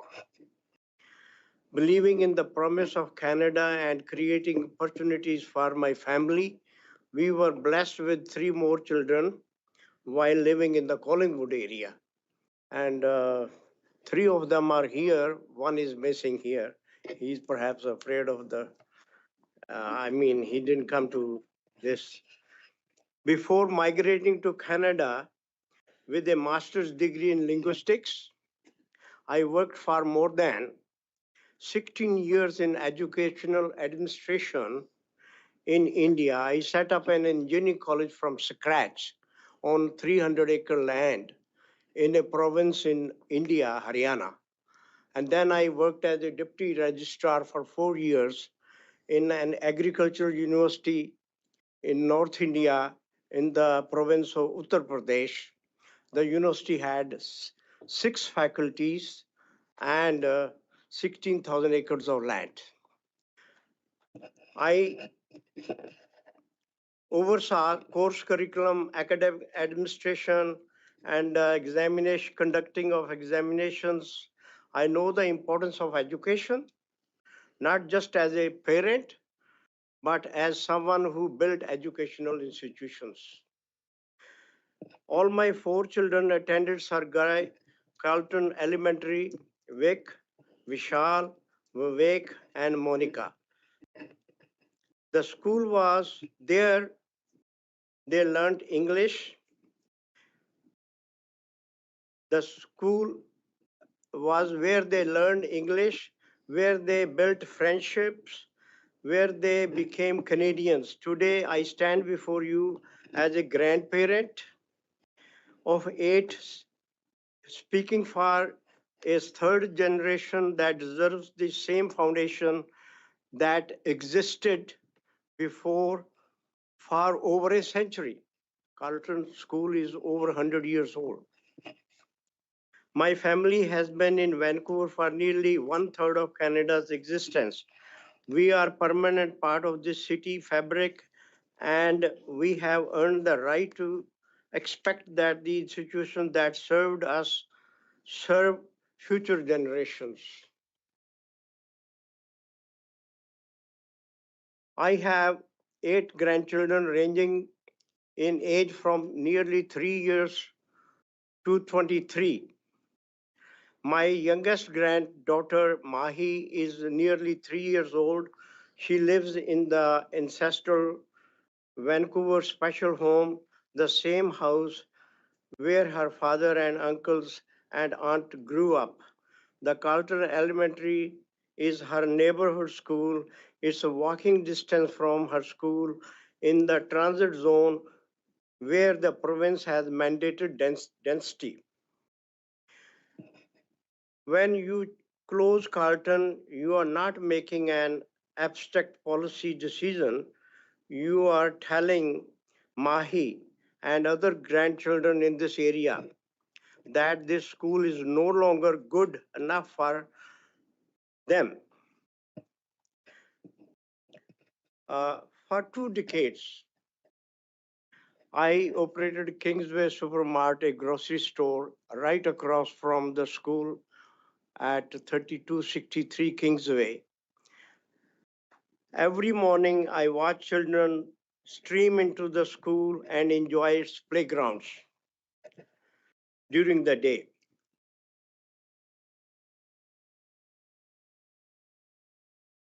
My son, Vic Khanna, he attended this elementary school from grade 1 to grade 7, and he has done tremendous work to document evidence that Carlton needs to be open and saved.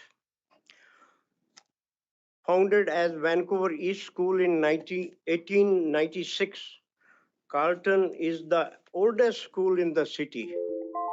The school took the present name in 1911 when the brick building was begun.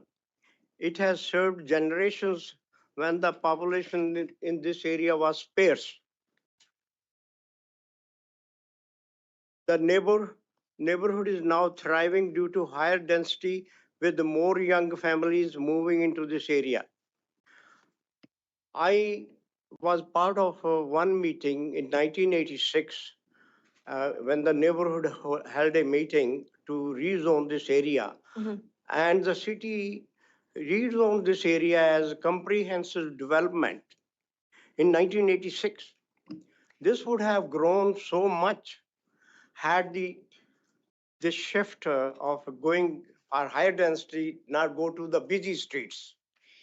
So this area would have tremendously grown by now. Sir, your time is up, and I'm sure we have some questions for you. So if you wouldn't mind, I'm going to ask my colleagues on the board if they have some questions. And I do want to thank you for submitting your presentation beforehand, because I was able to follow along, and I did see a couple spots that were missed as your time ran out. But I'm going to look to my colleagues to ask any questions they may have of you. Point of privilege? Trustee Ma. So I understand that there's 2 people that signed up like as a pair. And so would you entertain giving the other person their due time? Because they could have made 2 separate applications to speak, but they chose to speak to become a pair. Is that possible? So I'm assuming when you signed up, the policy states you have 5 minutes, whether you come, but I will look to if. I'm working with Trustee- my 84-year-old father, so I request an accommodation. Yeah, no problem. I'm going to look to the trustees on the board to see how much time do you think you need? You know, even if I get 2 minutes. Trustees, any objection? Okay, go ahead, please. Thank you, Chair. So you've heard plenty about heritage. So I'm Vishal Khanna. I'm Vic Khanna's brother, Ravi Khanna's son. The whole family's here, minus Vic, as you heard. We're obviously all passionate about Carlton, and you've heard it from the community. I'll pass that. I've been in public service for 24 years as a federal public servant.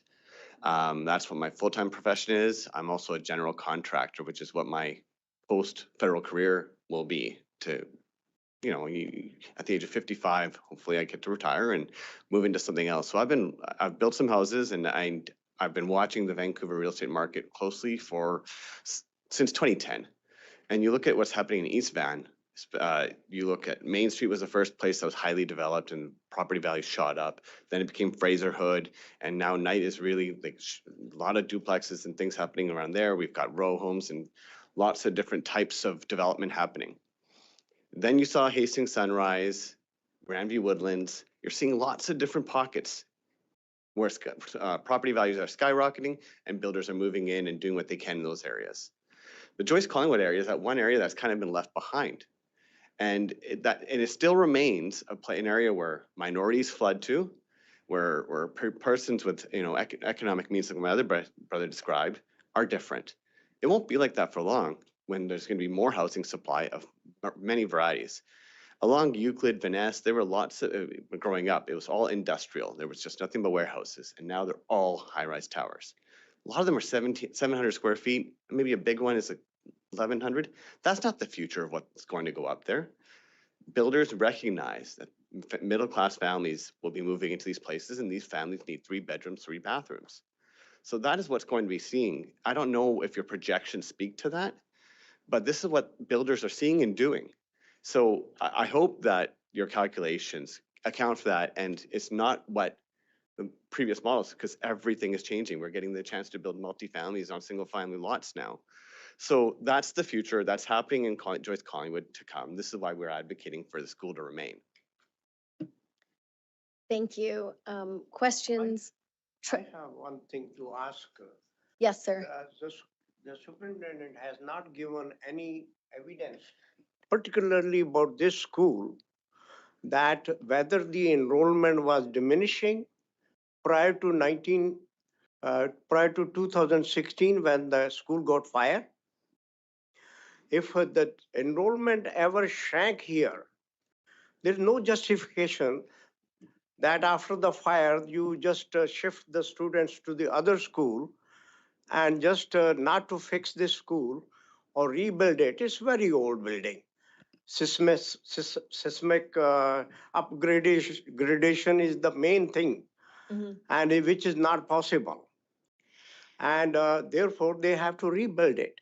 And it's easy to give away, okay, dismantle it, but it's very hard to get back to the same stage. This school has existed for over 100 years. It doesn't make any rhyme and reason that it should go. Trustee Zhang has a question for you. Thanks, Chair. Just through you to the speaker, I just want to articulate, as trustees, we've been given various data and presentations on some of the neighborhoods that you mentioned that have gone through an upscale and development or densification. And a lot of the data would indicate that as it gets denser, the school age population hasn't necessarily increased in proportion. I just want to ask if you're aware of that phenomenon, if you're open to that phenomenon. Oh, for sure. I wouldn't contest your data if it comes from good sources, and the rise of duplexes, the rise, like what I was describing, those 20-year-old towers that came up along Euclid or Vaness, that was made with it was the idea of just selling a condo, and they wanted to have as many condos as you could. Now you need to sell homes, and people recognize that in Vancouver, affordability and you look at government policy and how that's shifted and what they're looking to encourage, that's what gives builders the incentive to build what's being encouraged.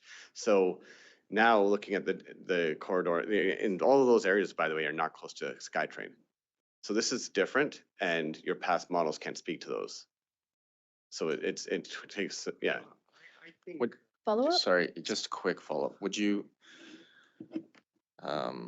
be open to the idea that, actually no follow-up. Okay. But what am I missing? Because you have an opinion that I'm missing. I'd like to engage with that. It was just my question if you're open to that sort of data. Honorable trustees, you are well aware that Vancouver single-family housing is diminishing, and higher development is happening. I was on board of Code of Revision for 4 years, from 90 to 94. And there were 80,000 houses in Vancouver. Today, I don't think they are more than 50 or 60,000. And more development is taking place around this school. Oh, sorry. Thank lot you. more development is taking around this school, and the enrollment in this area will be much more. And temporary fix of shifting students from two other schools near 29th Avenue. Mhm. Uh, I'm going to go back to the board to see if there are any additional questions. Trustee Reddy? Yeah, thank you. And thank you, Mr. Khanna, for coming here and speaking with us. I appreciate that you shared your experience of hardship and the risks you took to come to the community. But also, I'm interested in what you said about your own experience establishing a school. As you know, this is school land that we're talking about. So do you have any perspectives about land acquisition and sort of what would be our future prospects should something happen to this school and it is lost? In your experience, how would we get something like that back? Is it lost for good? And I have some of my own experiences in Vancouver. If you lose this school, the other schools where the enrollment is increasing, there will be a stage when you will have to build high and rebuild those schools again. It's better to keep this and then see that the enrollment is spread equally in the area. Thank you. I don't see any other questions. We do have other delegates. One last comment? I want to respond to Trustee Zhang's last comment. Would I be open to data? 100%. I understand that there's an order F25-85 that was issued on October 29th to provide illegally withheld 217 pages of enrollment data for the past 15 to 19 months. So absolutely looking forward to seeing the data. I understand that that needs to be released by December or something, 11th perhaps.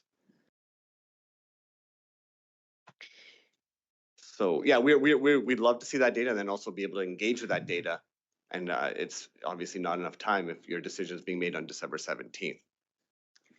I see Trustee Friedcoat. Do you have a question or? I have a question actually to the staff. Is that okay or? This, Okay. not the avenue, but if you would like to send an I email. just want to requesting- know that's- if the staff can provide the enrollment before the fire happened in 2016. Was it diminishing or what was the projection at that time? We can get that. Thank you. And thank you both for coming tonight. We do have more speakers. It is now 7:30, so thank you again for all your patience. I don't see any more questions for you, so thank you again for providing your information beforehand. We appreciate that as well. Okay, we are on to agenda item number 3. We do have somebody here speaking tonight, not on Carleton. And I believe you are our last speaker for the night. So thank you for waiting until now to speak and for being here with us tonight. Melina Arbach, how did I do? Close enough. Please correct me. Auerbach. Auerbach, thank you for being here. You may begin. Okay. Thank you for allowing me to speak. My name is Melina Auerbach. I am here as a concerned resident of Vancouver, as a parent of children who have attended and graduated from VSB schools. And I want to speak about many things, but I'm going to try and divide it into 2 topics. One is the issue of process and the importance of lowering barriers to allow the public to meaningfully give feedback to the school board. As Patty said in her feedback, the process of simply showing up tonight is outrageous. I'm educated. I have the luxury of time. I work, but I'm flexible. I speak the language. I'm educated. And I cannot even imagine a parent whose English is not their first language, who is struggling to get their kids' homework, food on the table.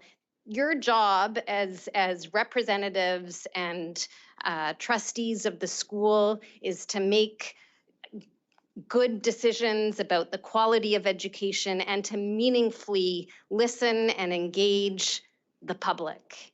And the policy 7 or whatever it is with the long list of rules, I don't know the history, what happened earlier and the kind of animosity that exists in this space. I haven't been involved for some time. I don't know what all the background is, but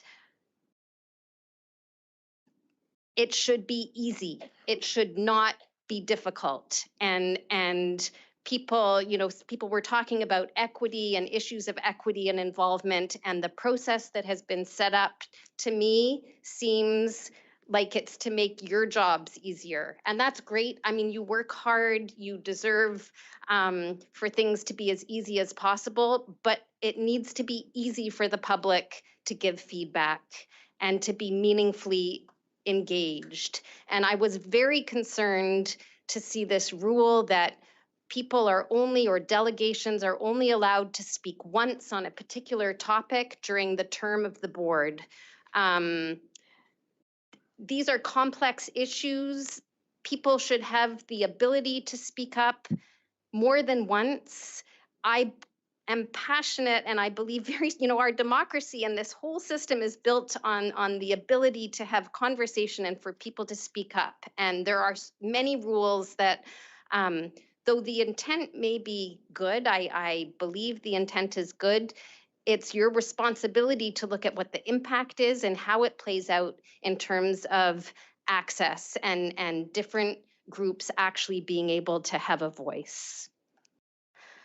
The second issue I want to talk about is in terms of transparency and decisions around land use, which need to be part of the public discourse. I was surprised and shocked to learn of the recent decision to give a 99-year lease on the Fleming school property. And as many of the people before me who have spoken, getting rid of school property has huge repercussions for generations to come.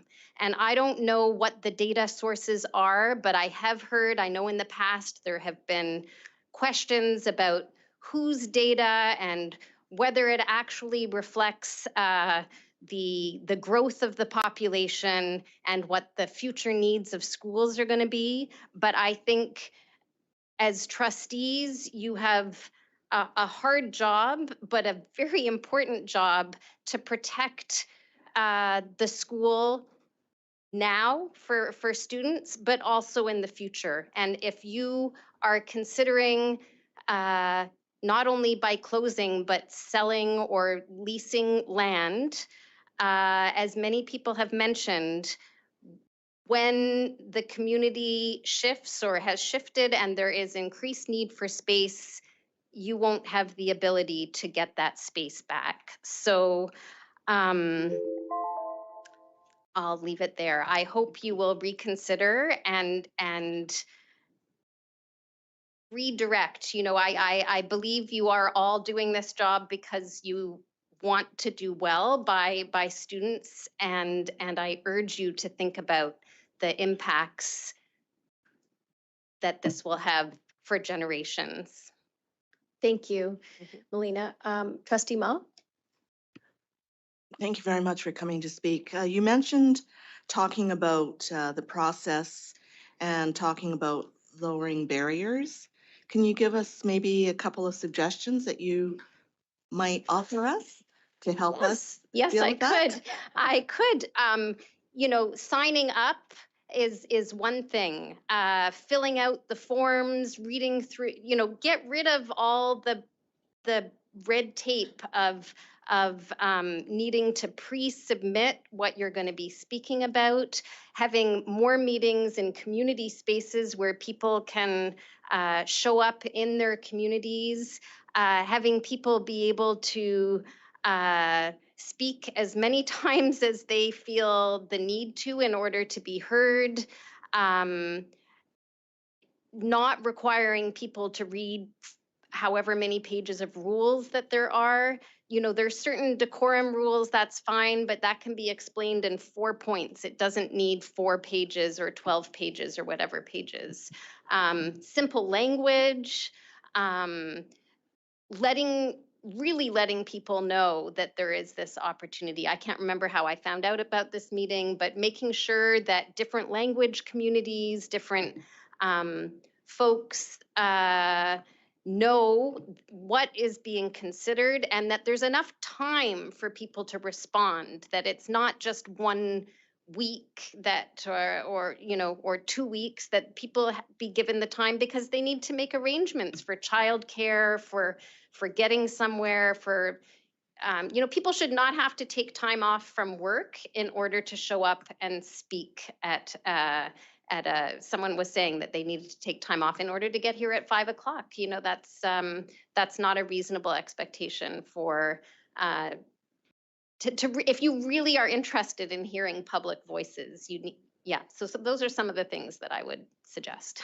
Thank you very much for those suggestions. Trustee Reddy. Thank you. And thank you so much for your presentation. I'm a little bit worried because this delegation meeting was first a delegation meeting, and now it's also about the Carleton Elementary piece. And I feel like you've raised actually really good points that relate to the decision before us as well.